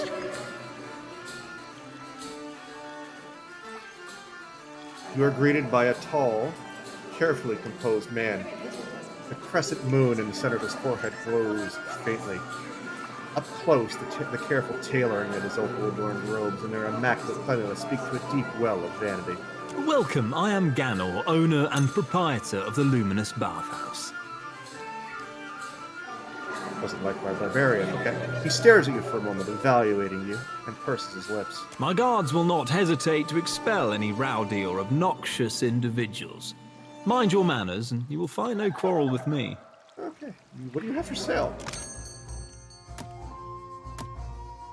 Oh, okay. It's just... cancel. You are literally just a... This is literally just an inn. Well, the power pool. Oh, it's an inn. They've got rooms. There's no food. If it was a tavern, there'd be food and drink, but it's just, rooms. Alright, what else we got here?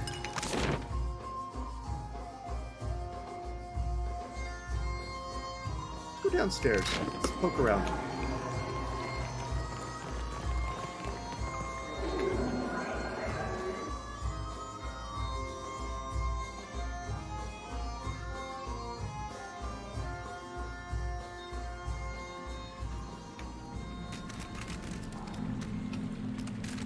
Well, I was hoping there'd be less people here. What's this?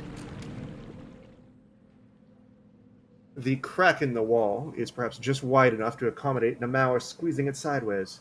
The passage seems to widen the deeper it goes.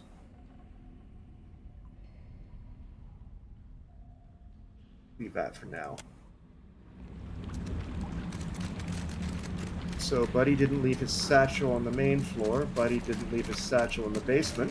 Don't know why I'd think he'd have it in the basement, but...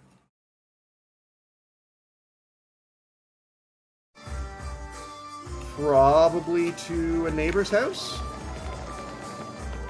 Maybe Archimede's place? That's nearby, right?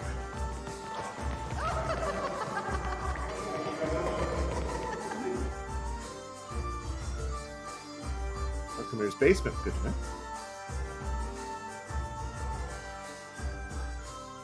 Alright, we have more people.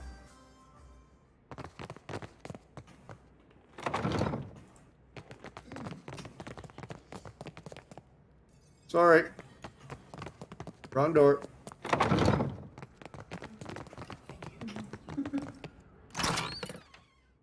I'll take those. No satchel in here.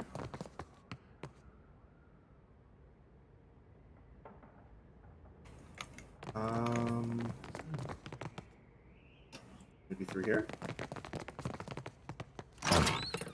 Nope, but I'll take it at 2. Maybe it was in here. What are you... Don't mind me, just taking your stuff. Wait, is it stealing? Get out! Ah, Digno Satchel. Satchel. Carry on.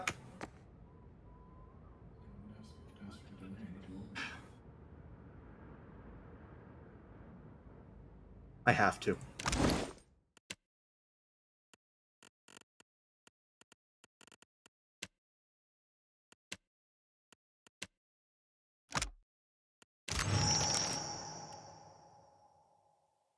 Tie hat, dagger. That is seal. Intricately carved seal, commonly used to prove the origin of a document or the identity of a document writer. Dignos, it's all arranged. So long as your captain sticks to her route, our ship will meet you at sea 3 days hence. Don't forget to dump your powder before we arrive. Every cannonball that strikes our hull will be one less limb we leave you with. Sure to wear a red bandana so we don't kill you on accident. If all goes as planned, a spot on your ship and a fair share of the plunder will be yours as promised. You asshole. Do I get to kill him or just sell him out?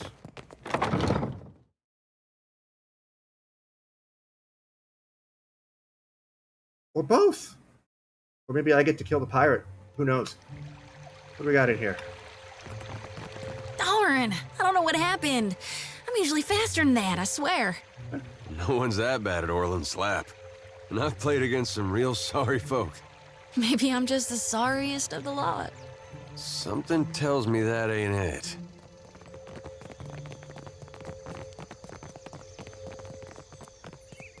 Anything up here? I see you hiding there. Noah the Forsaken Cat. What are you? Aside from adorable. 25% speed. Your party attacks are less likely to miss. Oh, you're so cute. I'm still sticking with Abraham, but you have an honored place in my kennel that lives on my back.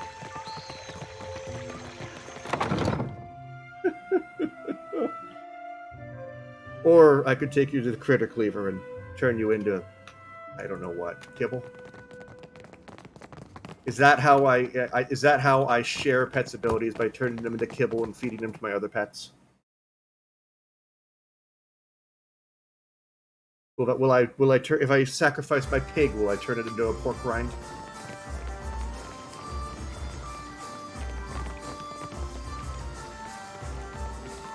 I can't believe these guys are okay with me bringing a dog into a bathhouse.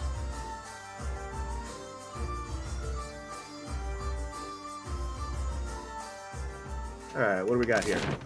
We're the Gullet and Iofear's Raiment. Alright, let's go to the raiment place. I just realized I've had another episode. We're 2 hours into this stream, and I have yet to get into a fight.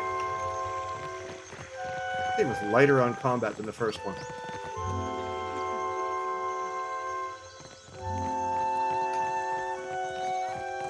But it's heavier on pets.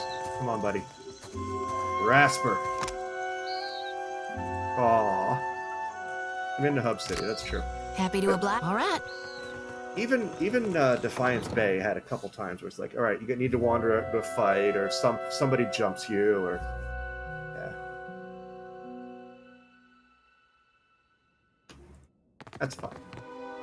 I'm not complaining. If you find yourself in need of comfortable garb, I'm happy to oblige. Let's see what you have for sale. Ooh. Oh. Can't afford it, but that's nice.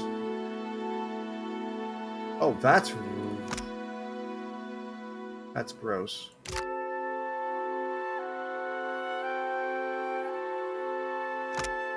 Oh. So many items are gonna come back and buy later. Yeah, sure when I thing. have money.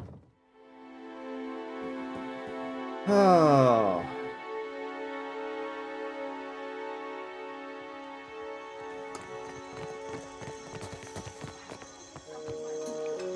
Alright, Did the queen summon everyone to the palace? Akira, I've never seen Aruihi run so fast. Do you think the Audra Colossus would come here next? Pray to Kahopa, it does not. You have no right to interfere in Rawatai's business. Hawana culture isn't business, you company drudge.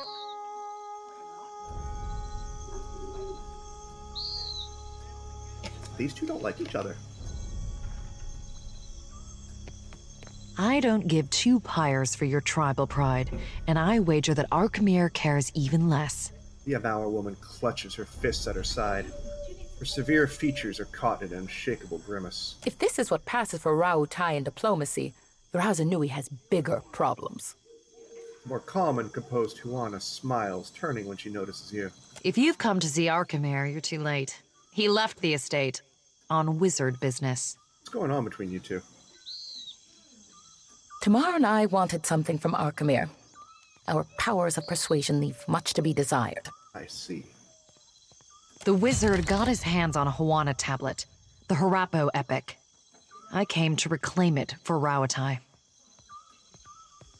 In the middle of my negotiations, this little pest showed up with a claim on it. I see. The Harapo epic belongs to the Huana. The queen sent me to remind you both.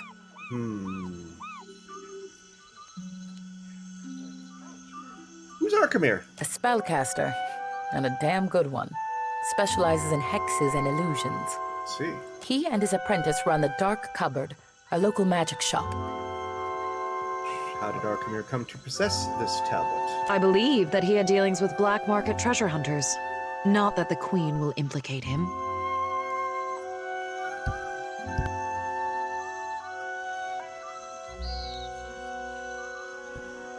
Oh, love the sounds. Alright.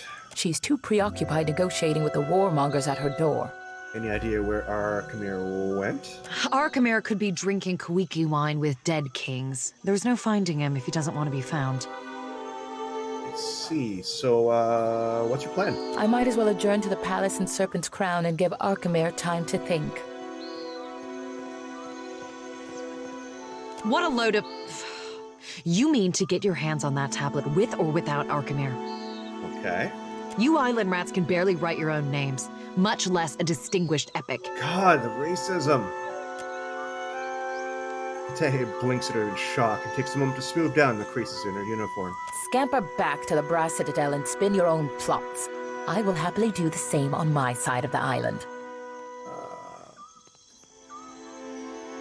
Tamara, I'd like to speak with you. I suppose I can spare a moment. Any ideas on retrieving a Harapo epic?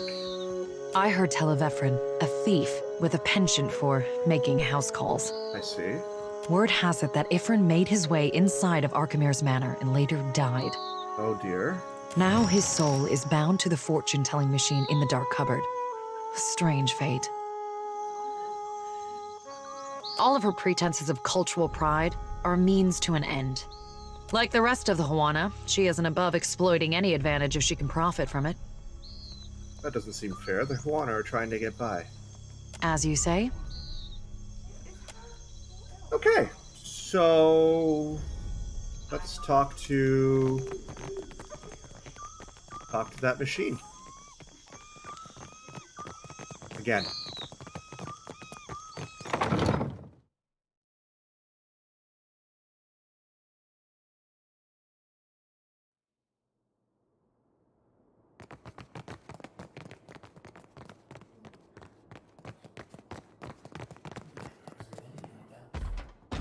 What's up, buddy? Salutations. Do you wish to hear your fortune? Only one pyre. I was told you broke into Arkemir's manor. What, am I famous out there or something? Tell you what, 500 pyres and you get the exclusive story.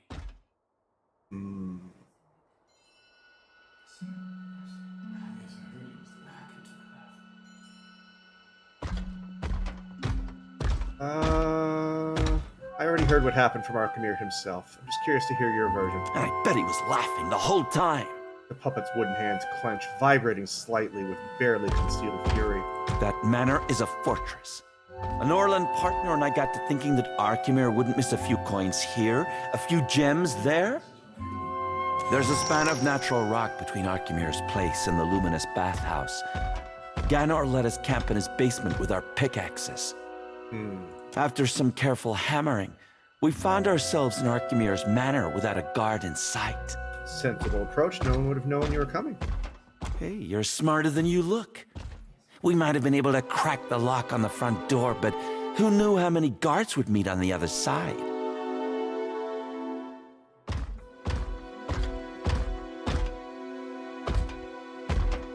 We snuck through the house until we found the vault.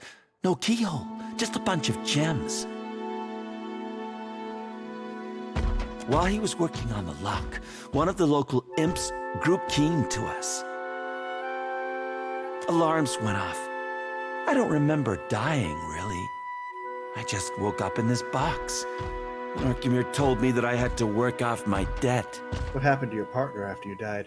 Archimere told me that he died, but that he was put to good use. Forgive me if I don't speculate on the meaning of that. Okay. So... Oh, do I have to break into this manor?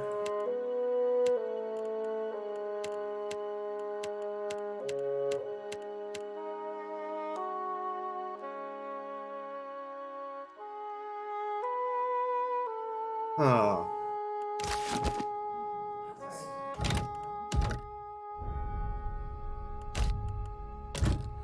How can I do this?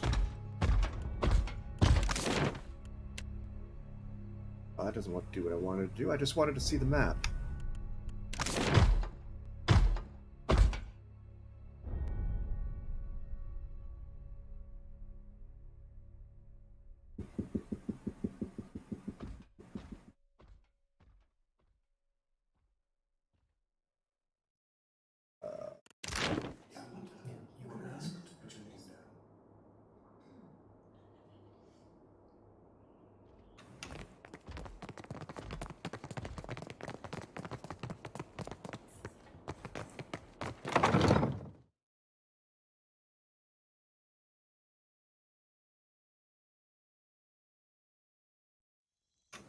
Alright, so...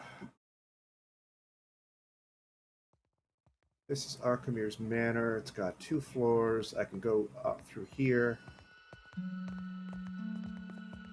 Wouldn't there be a way through a dark cupboard as well? What about you? What do you know? Quench your thirst on the way up the mountain? Nothing of use. Okay. Mm-hmm.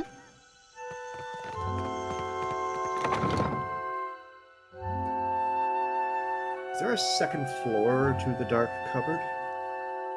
Uh-huh. And I just haven't seen yet?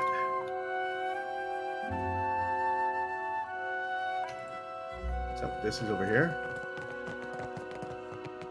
Nope.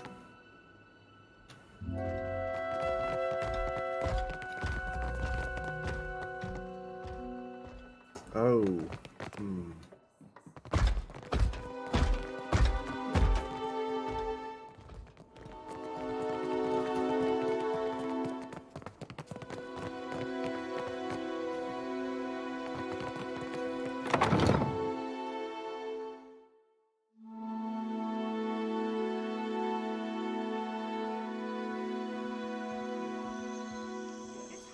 No, there's totally a second floor. I can see it. How do I get up there?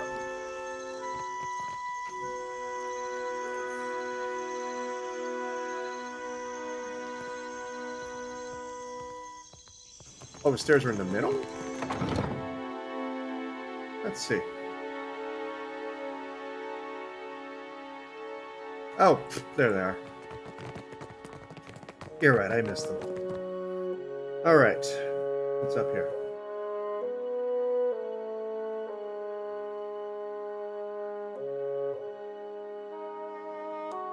Oh look, a window. And a trap. what this is. Oh. Here goes nothing. Enter. What do you need? Well, that's not nice. Well, as long as I don't guess that wasn't so hard. Excellent. I'll take that. Sure. Alright, let's go through the window. The window overlooks the streets of Pariki's Overlook. The second floor of Archimedes Manor is just across the way. The right tool and a practiced throwing arm could make crossing the gap a manageable feat. Study the distance. The gap between the window and the manor is too far to leap. Moreover, the sheer wall and erratic gusts of wind make the prospect of scaling too treacherous. However, anyone with decent climbing experience could secure a grappling hook from this distance. As you observe the manor, you catch the silhouette of a lone ironclad construct patrolling the second floor. I can throw one of those. Hook sails across the gap and lands with a clang. After the rope is pulled back, the hook solidly lodges in the railing of the parapet. The rope creaks and sways, but with care and slow, deliberate progress, safely make it to the other side.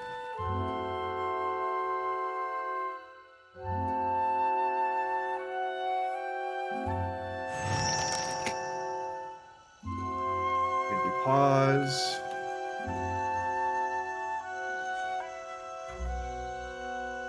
Alright, where do I want to go?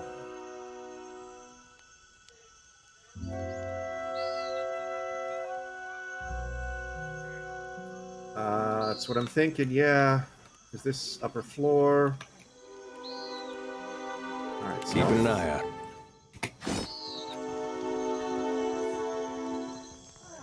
Well, don't see why not.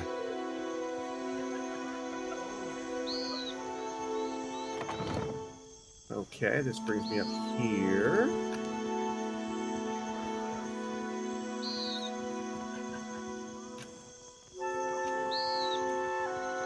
Go big robots, right? Go big robots. Will do. Don't want to fight any robots. Oh, sweet.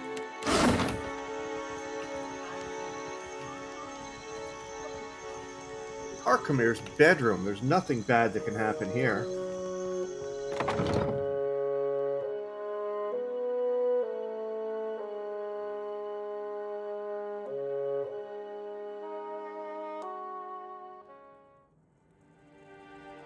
Delightful. Is it empty? Okay, we're safe in here. All right, but I'm keeping what's in. Sure. There. All done. Ooh, boots of speed. Yes, please. Figure out who's going to use those when I'm in a safer environment. What about over here? Just books. Hey. Got the armoire over here. We're thoroughly stealing from an archmage. I'm sure this will have absolutely no consequences later in the game. Fine quarterstaff, that goes to Jody.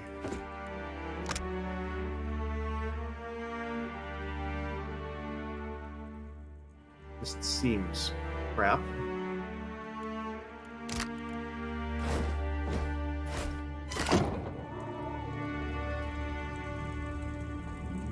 Alright, well. Well, that's not nice. Guess that wasn't so hard. Oh shit! If we could rest for a bit, I'd be much obliged. Cute rash. What does that do? Oh, it's gone. Whatever it was. Oh, he just... Are you stunned?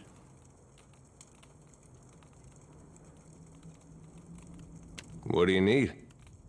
Oh, you're fine. I got it. Okay. Cool. So, stealth again. And exceptional scepter. That sounds like something that Aloth would like. And I will take your money. Sorry about the grievous wound. We'll deal with that in just a moment, Eder, I promise. But you... Yeah, sure there will be. But I'm stealing everything that's narrowed down from this wizard. What's the worst that could happen? I looted a quarterstaff. Where'd it go? There it is.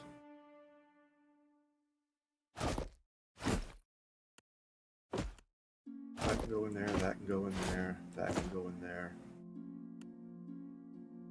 Honestly, these can go in there too. This can go to Eder because he's my thief. Here. Ring of Overseeing. Oh, Archimir's notes. What help these imps offer is hardly worth the trouble of enduring their company. Yesterday I tried on a different face, and my butler nearly sounded the alarm. With some comfort they recognized my robes. I give the chittering fools a passphrase to avoid this unpleasantness in the future. Cider and cheese. Simple enough for an imp to recall. Alright. Interesting. Cider and cheese. You're not much better. Still, we're gonna do it. For now. Cider and cheese. So, is that gonna work on just the fact that this guy is like a monster?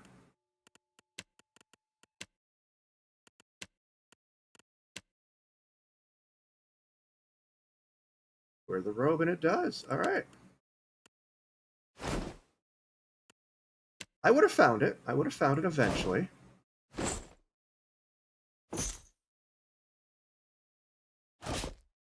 That is not a very pretty robe. All right. Right. Back this way.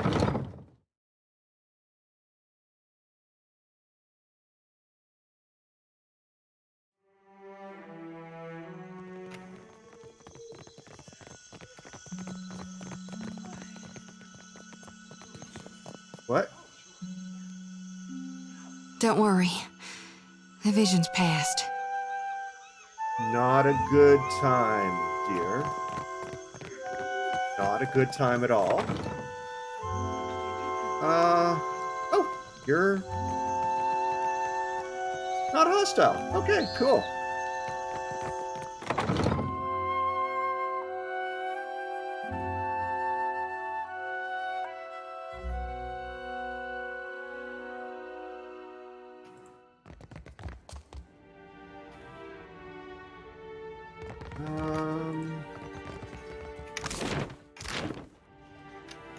Go this way. The leathery imp cradles a gem in its claws and makes soft cooing sounds as he extends his forked tongue to lick each facet, coating it with a layer of slime. Sensing your presence, his eyes snap open. The imp lets out a piercing shriek and clutches the gem protectively, close to his body. A pair of yellow eyes focus on you, focusing with intensity. What you do here? My pet groundwalk filth? What you do here, huh? Why you trouble Yellow Eye 3?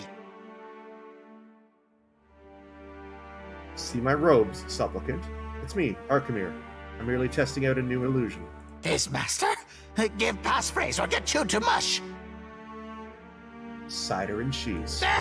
Master or not, it's good enough for Yellow Eye 3.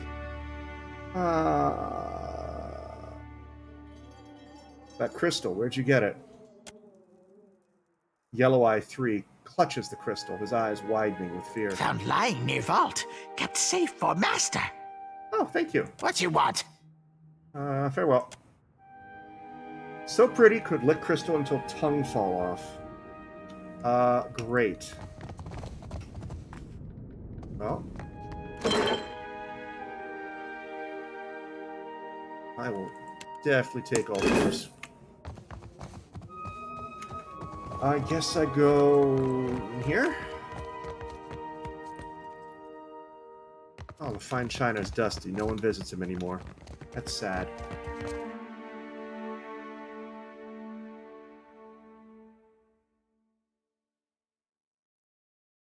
Let's see.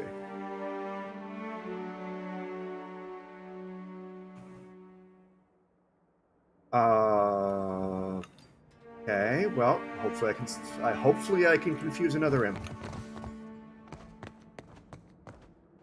Imp's the real power in Deadfire. Got it. Don't mind me, your master's looting the place.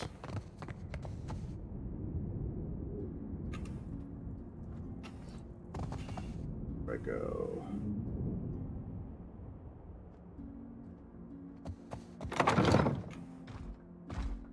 You friendly? Maybe? Why were you guys just hanging out in the middle of the room?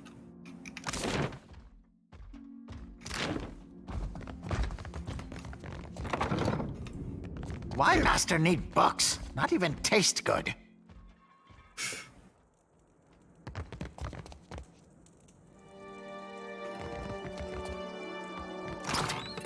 Can't believe this is working. Why is this working so well? Sure.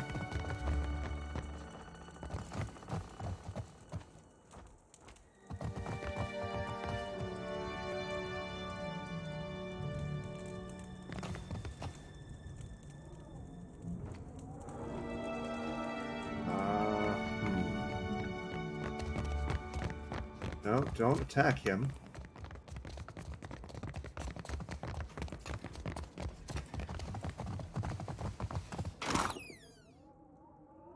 Take your crackling bolt and your grog. I find it very odd that an archmage would have grog. Town is nothing without imps. Great.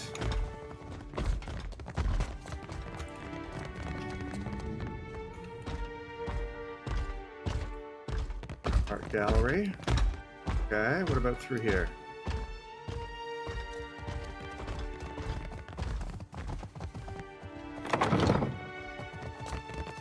You're a tiny imp. Joy House Ground Steak. Lovely. Okay. I got everything?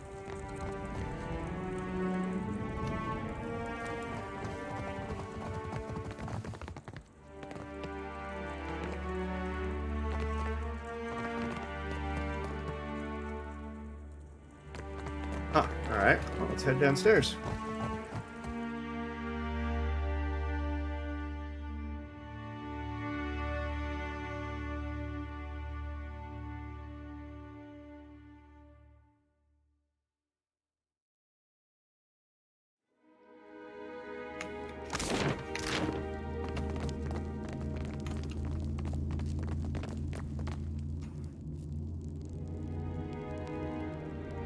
Lots of imps. Butler on second floor lounge trying to eat it again.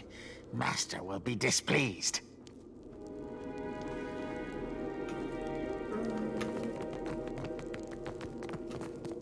Any of you imps important? Nope, so I'm just gonna keep looting.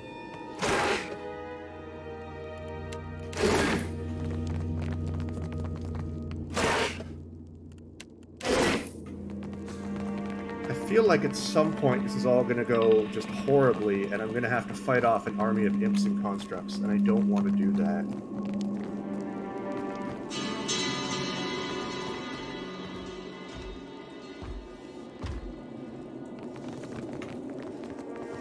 Say something, why don't you?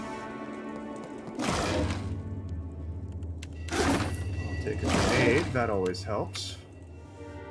Antidotes are nice. Absolutely no one cares that I'm here.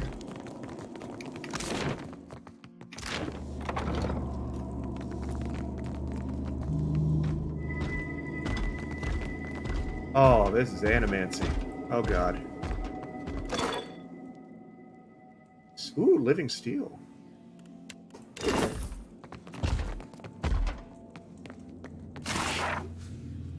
Purchase order. Most esteemed Archimere, we received your order for 2 additional ironclad constructs. You can rest assured they were delivered within a week. Continued satisfaction affirms that our work goes towards a righteous cause. We look forward to maintaining your generous patronage. Consists of a stamp of a sigil of Abaddon, followed by an illegible signature. On it. For you. This slab... sound? This slab looks intended for Archimir's iron constructs. You sense a fractured, confused scrap of soul essence. You walk through the halls of Archimir's manor. The layout is no stranger to you, and you navigate every turn with confidence. Your partner is your shadow, hanging 3 steps behind. No noise won't disturb the imp stewards. Ifrin nods and hastens his pace. You reach a heavy vault door. The lock is made of gems and set into stone. Ifrin is glancing over his shoulder, too preoccupied to follow your careful motions. Gems into her combination and pray the contact got it right. Okay, so what's the order for the gems? Just as the vault door grinds open, one of Archimir's imps rounds the corner and screeches in a full voice. Spin on your heel and make a run for it. Ifrin is nowhere to be seen, but a whisper of cloth through an open doorway tells you where he's gone to hide. Before you can take your second step, a blow like a battering ram carries you off your feet. Disoriented and prone, the last thing you see is the fist of an ironclad construct mercilessly coming down, with nothing but your head between it and the cold stone floor. I'll be damned if I let a soul be used for such foul means. Come with me now, you poor lost thing. Expression grim, Jody draws her lantern back and forth over the guts of the construct, absorbing the thief's remaining essence. Huh, okay. Great. I didn't want that.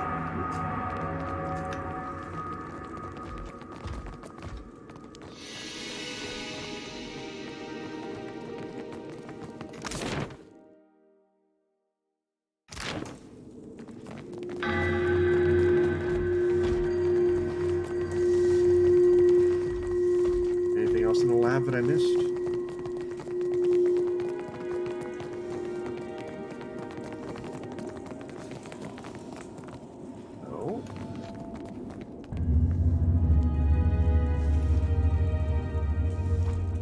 Okay, nothing, so let's head in here, I guess, to the library.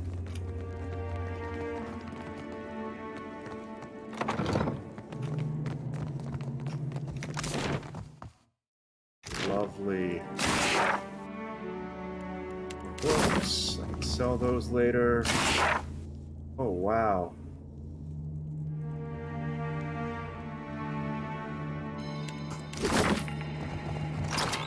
Oh, hello.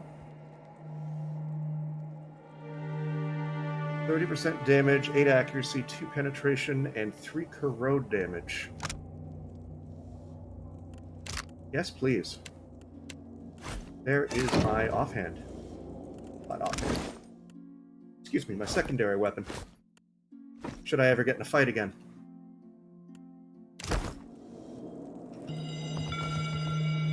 Alright, what's up here? Not exactly my...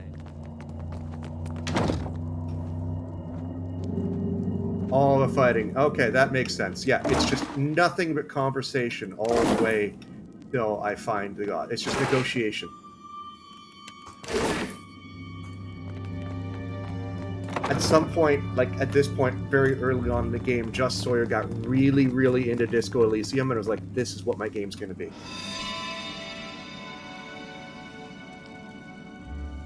I'm into that.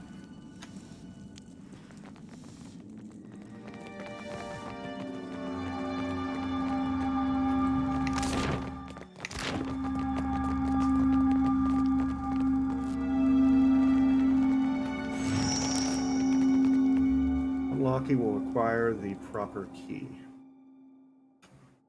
Okay. This device is a complex control panel made of gems set in movable stone impressions. 4 colorful gemstones are positioned around a hole in the center. Something appears to be missing, though an expert tinkerer might be able to compensate for it. Examine the absence. Like a setting for a gemstone. Scratch marks would suggest that someone, or something, maybe an imp, pried the stone free. With the gemstones. Gems are exactly like the ones referenced in the combination you discovered earlier. What combination I discovered earlier? You already know what specific rotations and positions will open this lock. Alright. Crystal settles into its intended depression with a soft click. Surrounding gemstones immediately flash with brilliant colored lights.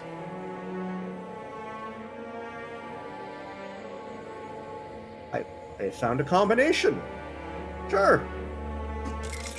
You rotate the gemstones into their intended configuration. The sound of grinding stone builds in volume as the door moves aside. Okay.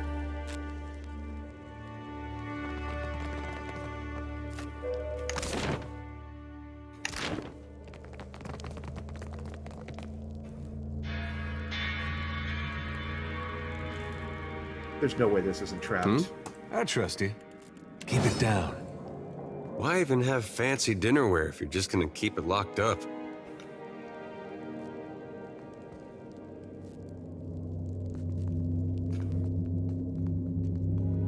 There's no way. What?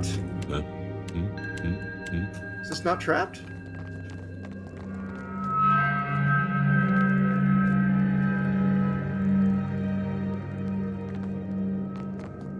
Can't believe this isn't trapped.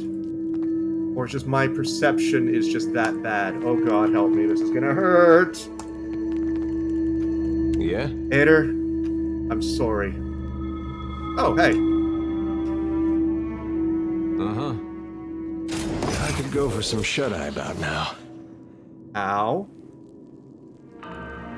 Oh no, he can't take another... If he takes a third injury, he dies, right? Keep your weather eye open. Yeah?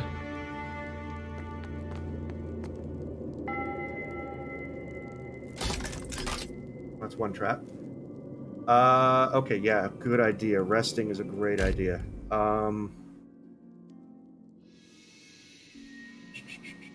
What raises perception? And yeah, Seraphin might be the boy here.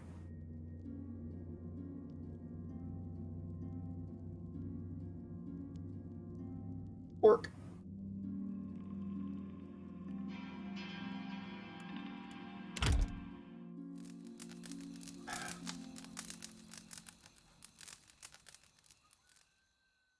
Okay. Ader is no longer on the brink What of death. for, Cap? Done and done.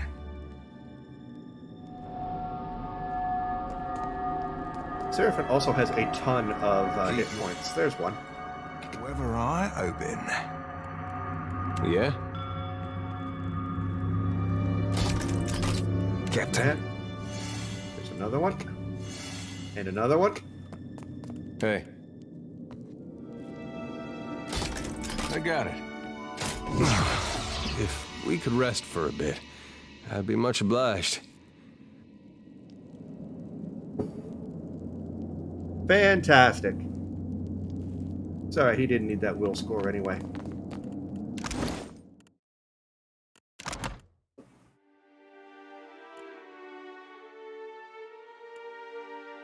I mean, who needs will? It's only 28. He'll be fine. Captain, done and done. Keep your weather eye open. Any more?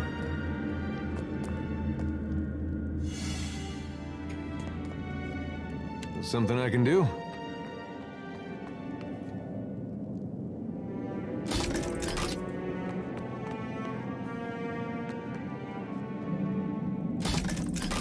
Fantastic. All right, done and done. That it? There's gotta be more. Alright, that's it. Something I can do?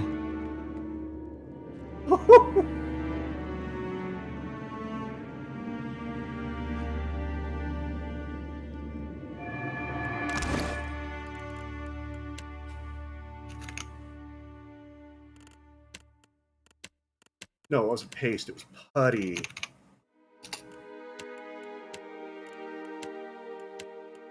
I bought some. Where to go?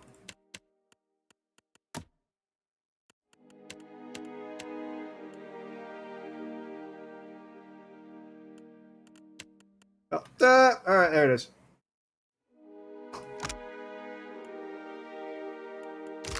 How do I use it? Just as a quick item? Yeah. Cool. Yeah? Later. All right, but I'm keeping what's in there.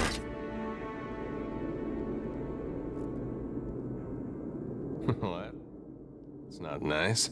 Guess that wasn't so hard. Alright, I got fun stuff. Alright, let's see what we have. That is +2 armor rating, +2 armor rating against spells. So we're going to hang on to that. Well, don't see why not. All You're right, locked but as I'm well, keeping what's so- in there. All done. Oh!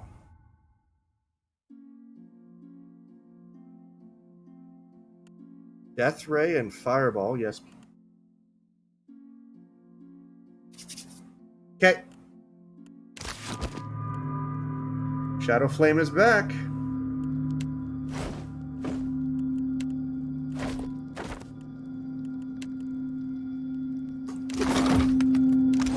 I love that spell more than I probably should.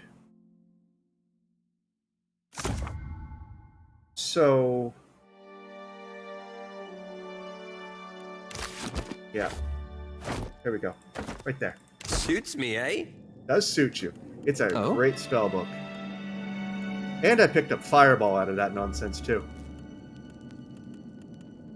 Sweet. Alright. Life is good. Life is good.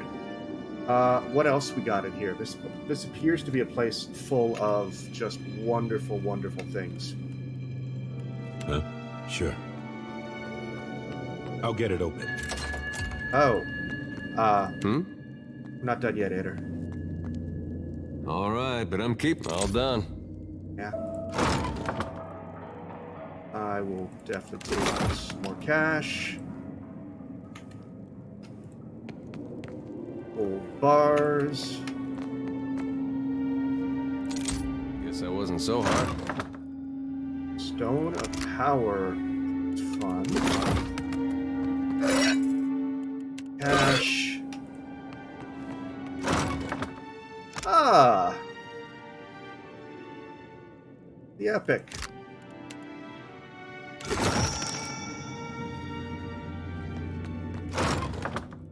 And summon a worm. I got something else that was really cool. I don't even remember what it was. Who's using... I can upgrade this to various things to make it better. I'll be doing it a bit.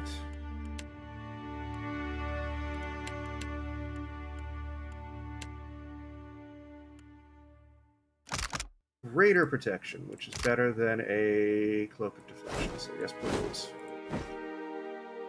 And then Serpent has a pretty cloak. Jody. There you go. Enjoy. Wasn't there something else that I got that was super cool? Yeah, +1 intellect. You already have one. You already have one. Oh, we're good.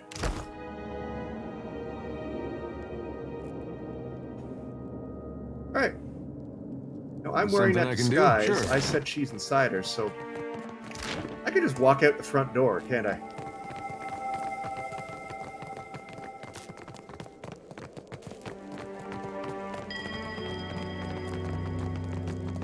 You must gather your party. Thank you. I must gather my party before venturing forth. I understand. Before venturing forth. Let's go. Robbed your boss blind. Don't mind me. Heading out. Ta-ta.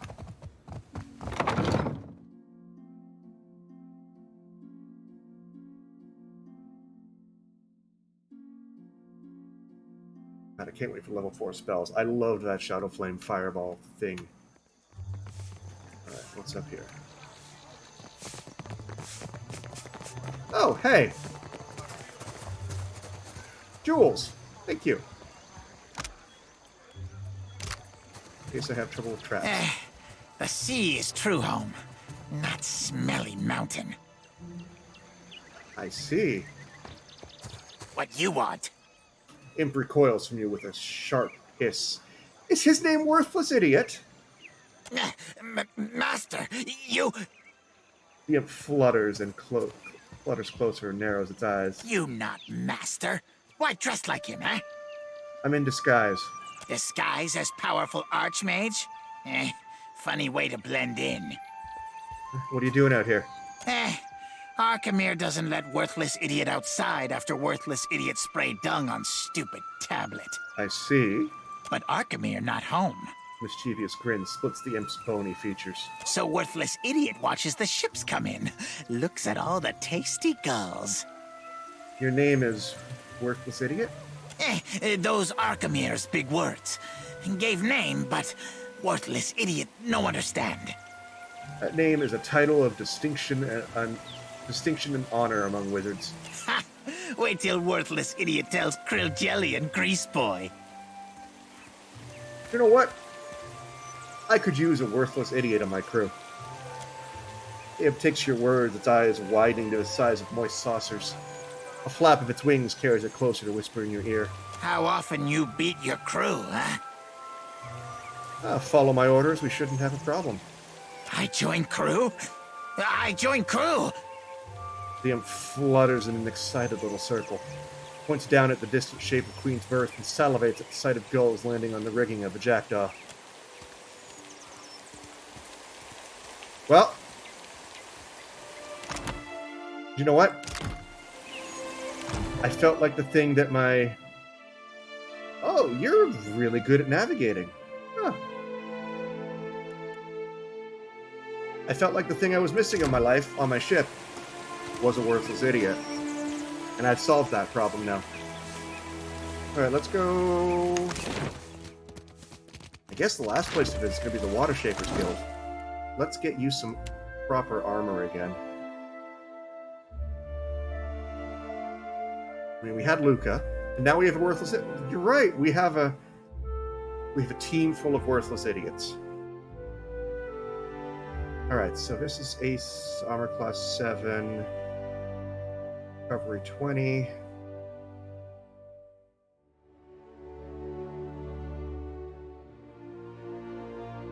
There's no reason for me not to wear this, even though it's light. There we go.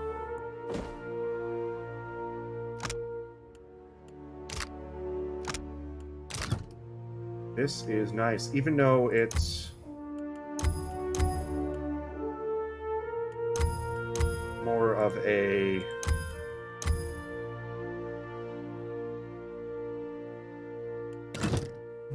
caster thing. I can wear that for now until I get something heavier. Stop trying to buy Jody's lantern.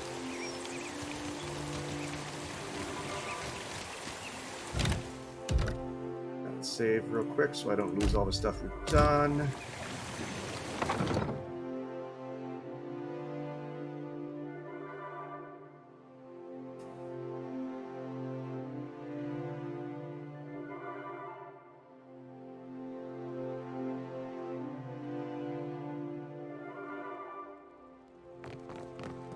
Takehu, you have shirked your duties for the last time, I say. A guildmaster in fine robes stares down the sizable blue-skinned Amauer before her. Students observe the exchange in a loose circle, exchanging whispers. Guildmaster, be reasonable. Miss Willingham. I think it's Takehu because it's a Critical Role member. I skipped one lecture to travel up the mountain. Still, the palace is closed until you present me before Onikaza. He crosses his arms and raises one eyebrow. The murmurs of the crowd grow in volume. You went alone. I asked for patience, but as usual, you make a trench out of a tide pool.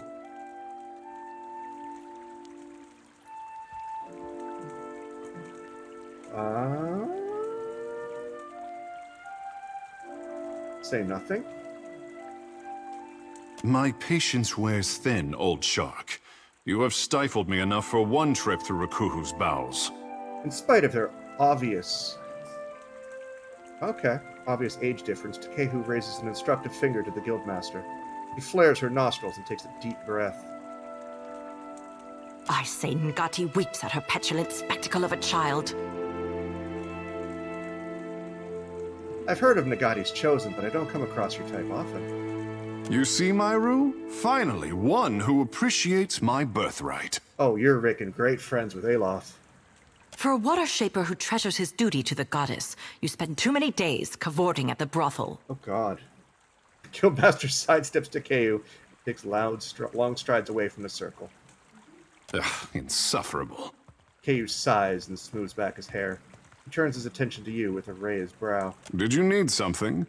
Or is it enough to bask in perfection? You're cool.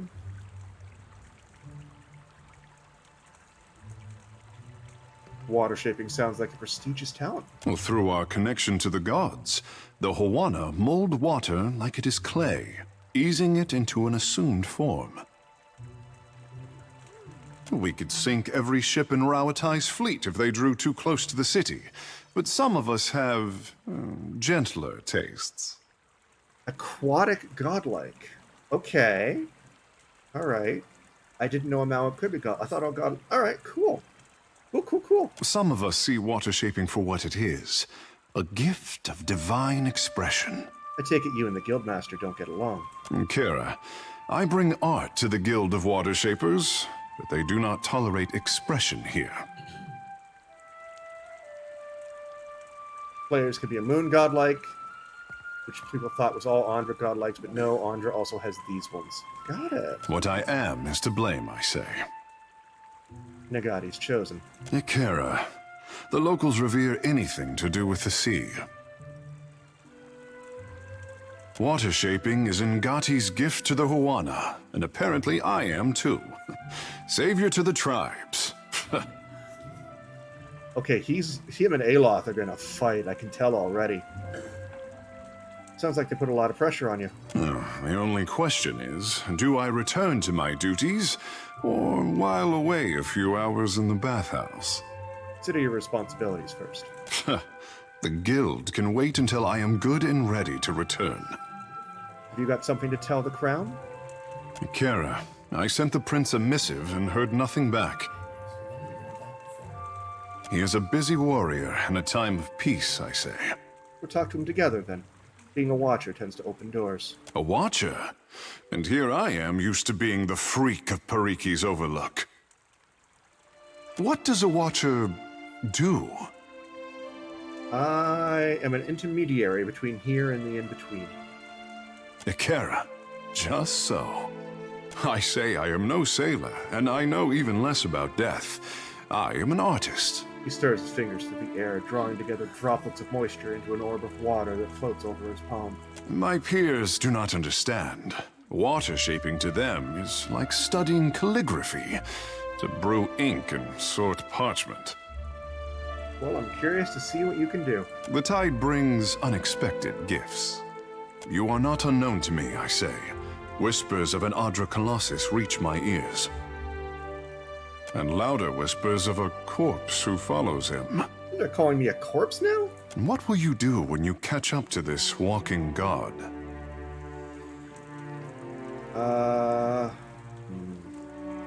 Aethys needs to answer for his actions. As do many mortals in the Deadfire. It seems the gods are no different. If it untangles me from the guild's apron strings, then you can mount me as the figurehead of your fair ship. Good lord, buddy. Takehu inclines his head and touches the circular marking on his brow. Our quarters may smell of fish before long, but your crew will be more beautiful by association, I say. Yeah, Aloth hates this guy. Always worth suspecting the captain be drawn to the blue and the beautiful. Welcome aboard, lad. Lead on. It will be good to put some distance between myself and the guild, even if we find less savory places along the way. A fair warning, Captain. Ngati gifted her favorite son with more than his stunning complexion. What? Can you breathe underwater? Good guess. Only for as long as, well, I say you will learn. In time. I'm not doing that, though. Jody's my girl. Alright.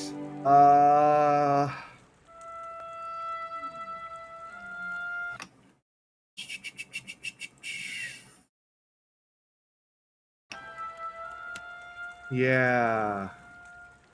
Spirit shift shark. Okay. Water shaper. Holy shit. Frost and water spells cast are foe only. That's absurd. Oh my goodness. Lose access to fire and creature druid spells? I don't care. That is absurd. That is wonderful. Give me your druid. Who do I take with me?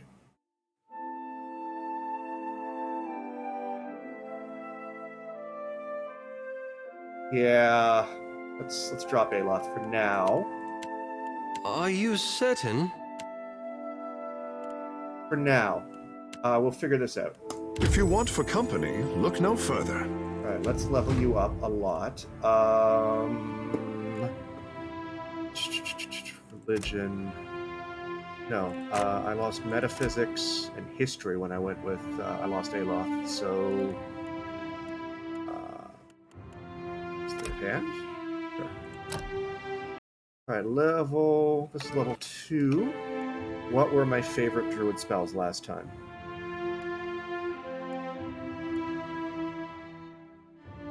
If I were Haravius, what would I pick?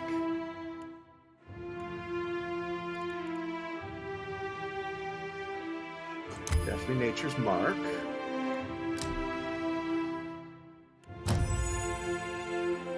Religion. Yeah, Dancing Bolt was amazing. I don't have, but that's gone. There's a lot, but still, I'll find something, I'm sure.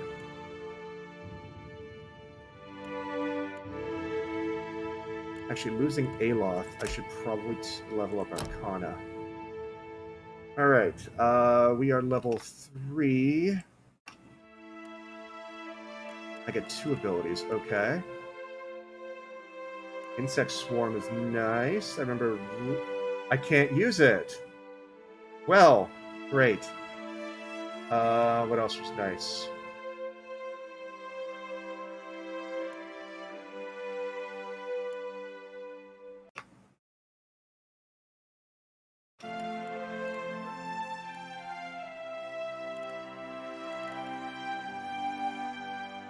Yeah, I'm looking at that. Oh, I also pick up this automatically, right? Yeah. Blizzard conjures a violent storm of ice and snow, inflicting freeze damage upon any in the area of effect, but it's foes, so I can summon a... That's incredible. That's just disgusting. Let's take the Moon's Light, and we're going to take Freeze.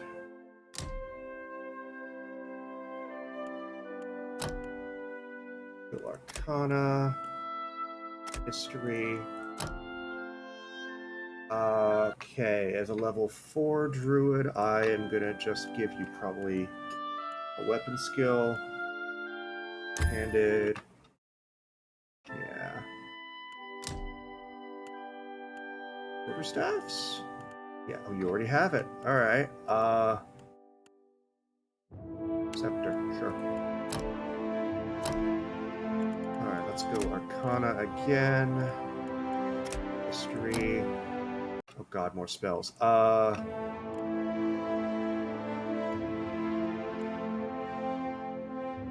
Windstones was great.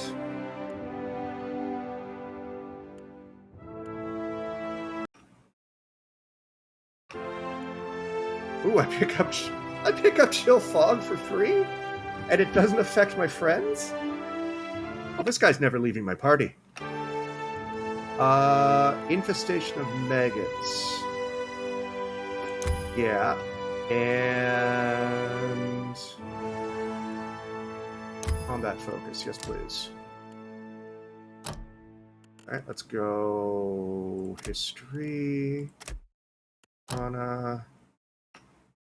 Level 6. I want... Now that... Also friendly. Okay. Druids are stupid. I love druids. I've missed having a druid. Alright, level 4 spells. I want... Boiling Spray is 3. And then I can also cast Moonwell and just heal everybody. What else? So Big Blizzard? Where's Big Blizzard? Oh. Oh. What else we got here? I can also make frost and water attacks just be even better. I'm going to take that. I will come back for Big Blizzard, I think. Alright, are we done leveling?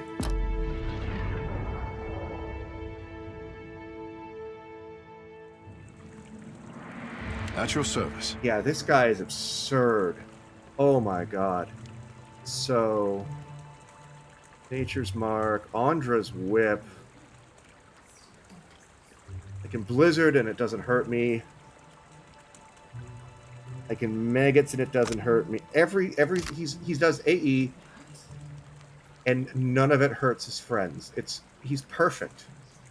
He's perfect. Alright, what do you want to talk about? As you turn your to Heku, a shadow passes over your vision. You feel a tug from somewhere deep within your soul. A faint ripple creases the air between you like a forest of ethereal kelp. Heku's soul is vibrant and energetic, almost too lively to occupy its mortal shell.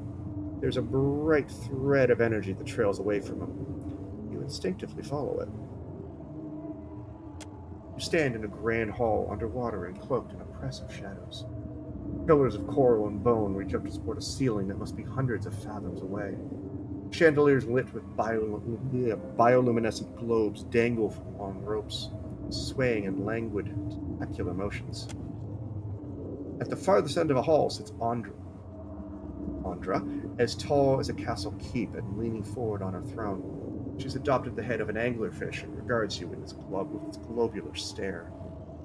Her sickle-shaped jaw opens and closes in a rictus of conflicted emotions. A life without friction or challenge has left the boy in need of guidance. Great, more gods. The voice of Andra pounds at your mind with relentless force. He thinks himself frail, but my heart beats in his chest. He is stronger than either of you could know. She claps her hands and the vision shatters, flooding the hall with a deluge of awareness as you return to your senses. Regarding you with a warm smile, Takeo at first seems oblivious to your momentary detachment. Then his brow furrows with concern. Captain, what say? You look a little blue about the gills. I have some questions for you. You have questions? Ekera, I have answers. Your mother has spoken about you. Ngati spoke to you? Yeah, it happens a lot around here. To leave her son guessing. Oh, this is my tricksome mother through and through. She seems to care about your well-being. What mother doesn't? Oh, you must be special indeed for Ngati to speak with words. For her people, she lays out cryptic stepping stones hidden in omens. Ekera, but send her my fondest wishes. See, you seem unsurprised that you're A, that a god is your mother, and B, well, you're a godlike, so. But you seem unsurprised that the gods are talking to me. Where did you live prior to Neketaka? The Kahanga are my tribe, but my people settled on Atua, an island too modest to deserve the attention of maps. Alright. My mortal mother tans boar hides. My father trades in the abundance of pearls and opals Atua is blessed to provide. When I was born, Father called me his blue topaz boy. Has any other notable godlike come from Atua? Doubtless, I say. But I am the most precious gem of recent history. Godlike are revered as bringers of local change, but only Ngati's Chosen is thought to deliver an omen for all Huana at once. I see. Your birth must have been a big event. Ikera, high winds stirred the vigor of the seas. 2 huts collapsed before our local storm speaker could shout down the weather. They say the skies only cleared when I fell into the midwife's basket.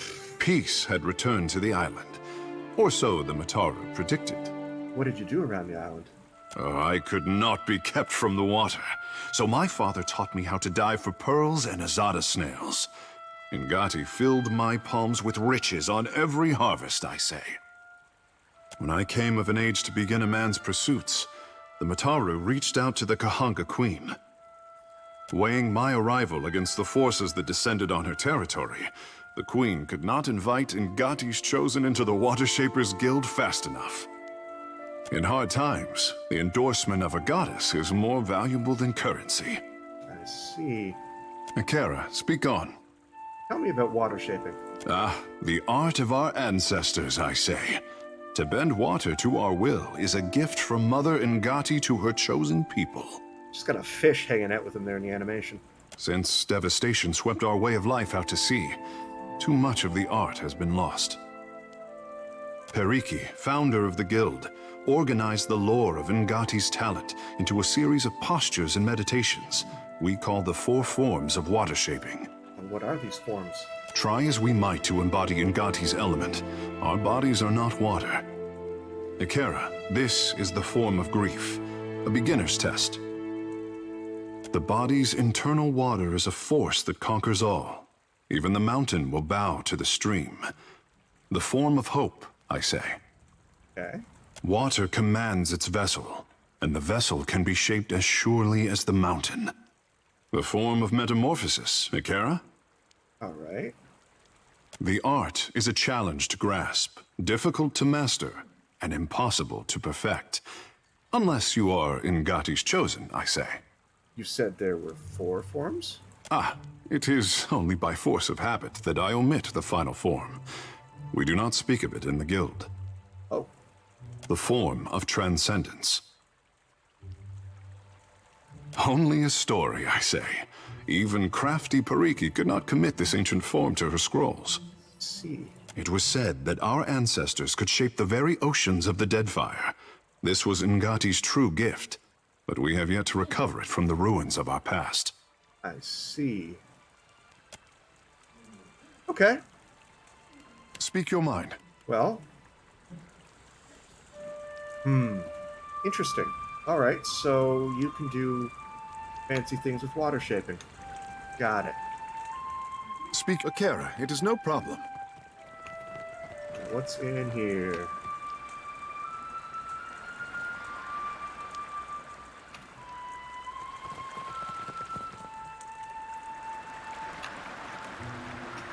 I don't think I need to talk to the guildmaster right away.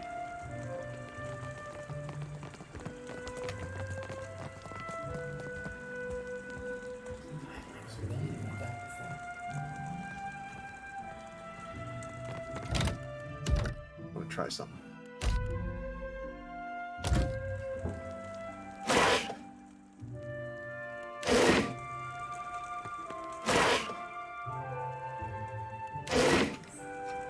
I've got it. My roof, what you did, you sent me away to meditate on the 4th form in uncharted waters, only to send me back to the Kahanga fleet. The bomb must have gone off the Serpent's crown, one of revelation, if not black powder. Okay.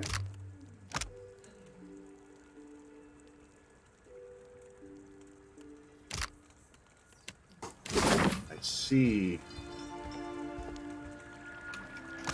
What else is there? Back to the train room.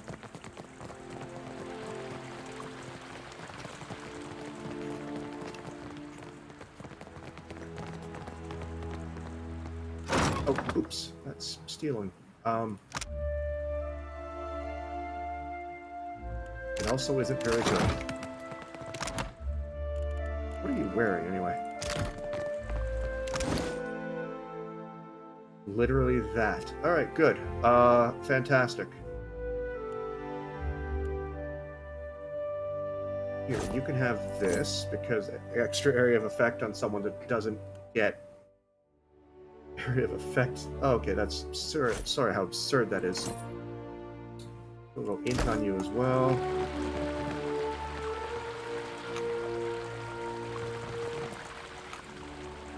What else we got?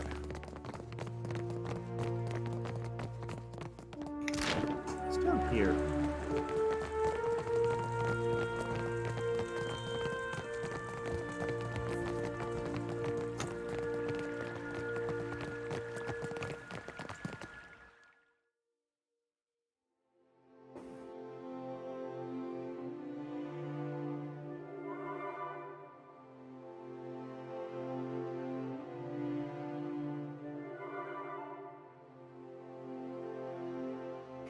Oh, this is delightful. How long do you reckon it takes for a place to end up like this? Probably a while.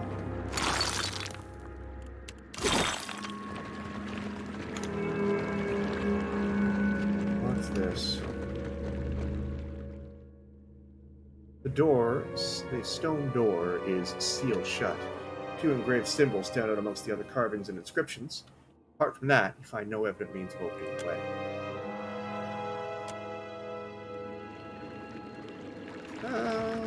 Who else is down here? Anybody else? Water Shaper, Water Shaper.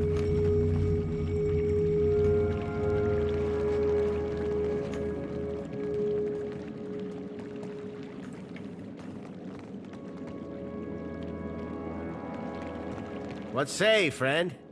The guild sanctum has seen better days.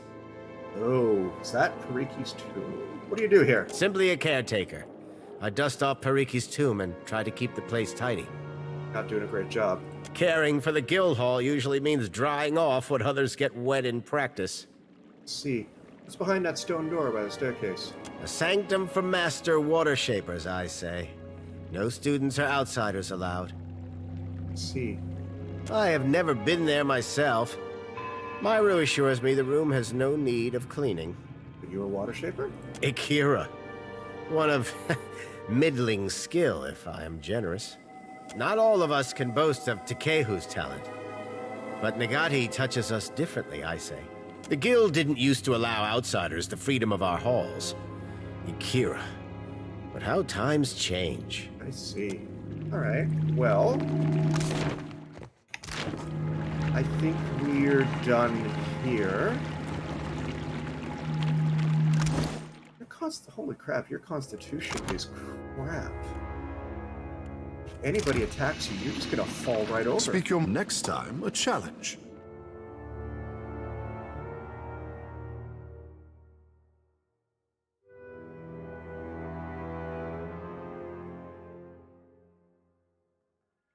You have All right, I think we're going to call it here because I think we're done in Pariki's Overlook as well. So tomorrow is Baldur's Gate. Monday is more Pillars, and in next Pillars Day we'll be visiting, I guess, Serpent's Crown will be next, if I keep going up. And we'll see what's up there, and see what other trouble I get into. Maybe get into a fight. Or two. We'll see. No need to ask twice. So, thank you as always for watching. I greatly appreciate that. VOD will be up on YouTube at some point in the next day or two. Or at least some of my VODs will be up, yay. Otherwise, have a fantastic evening. I will see you around. Have a good night.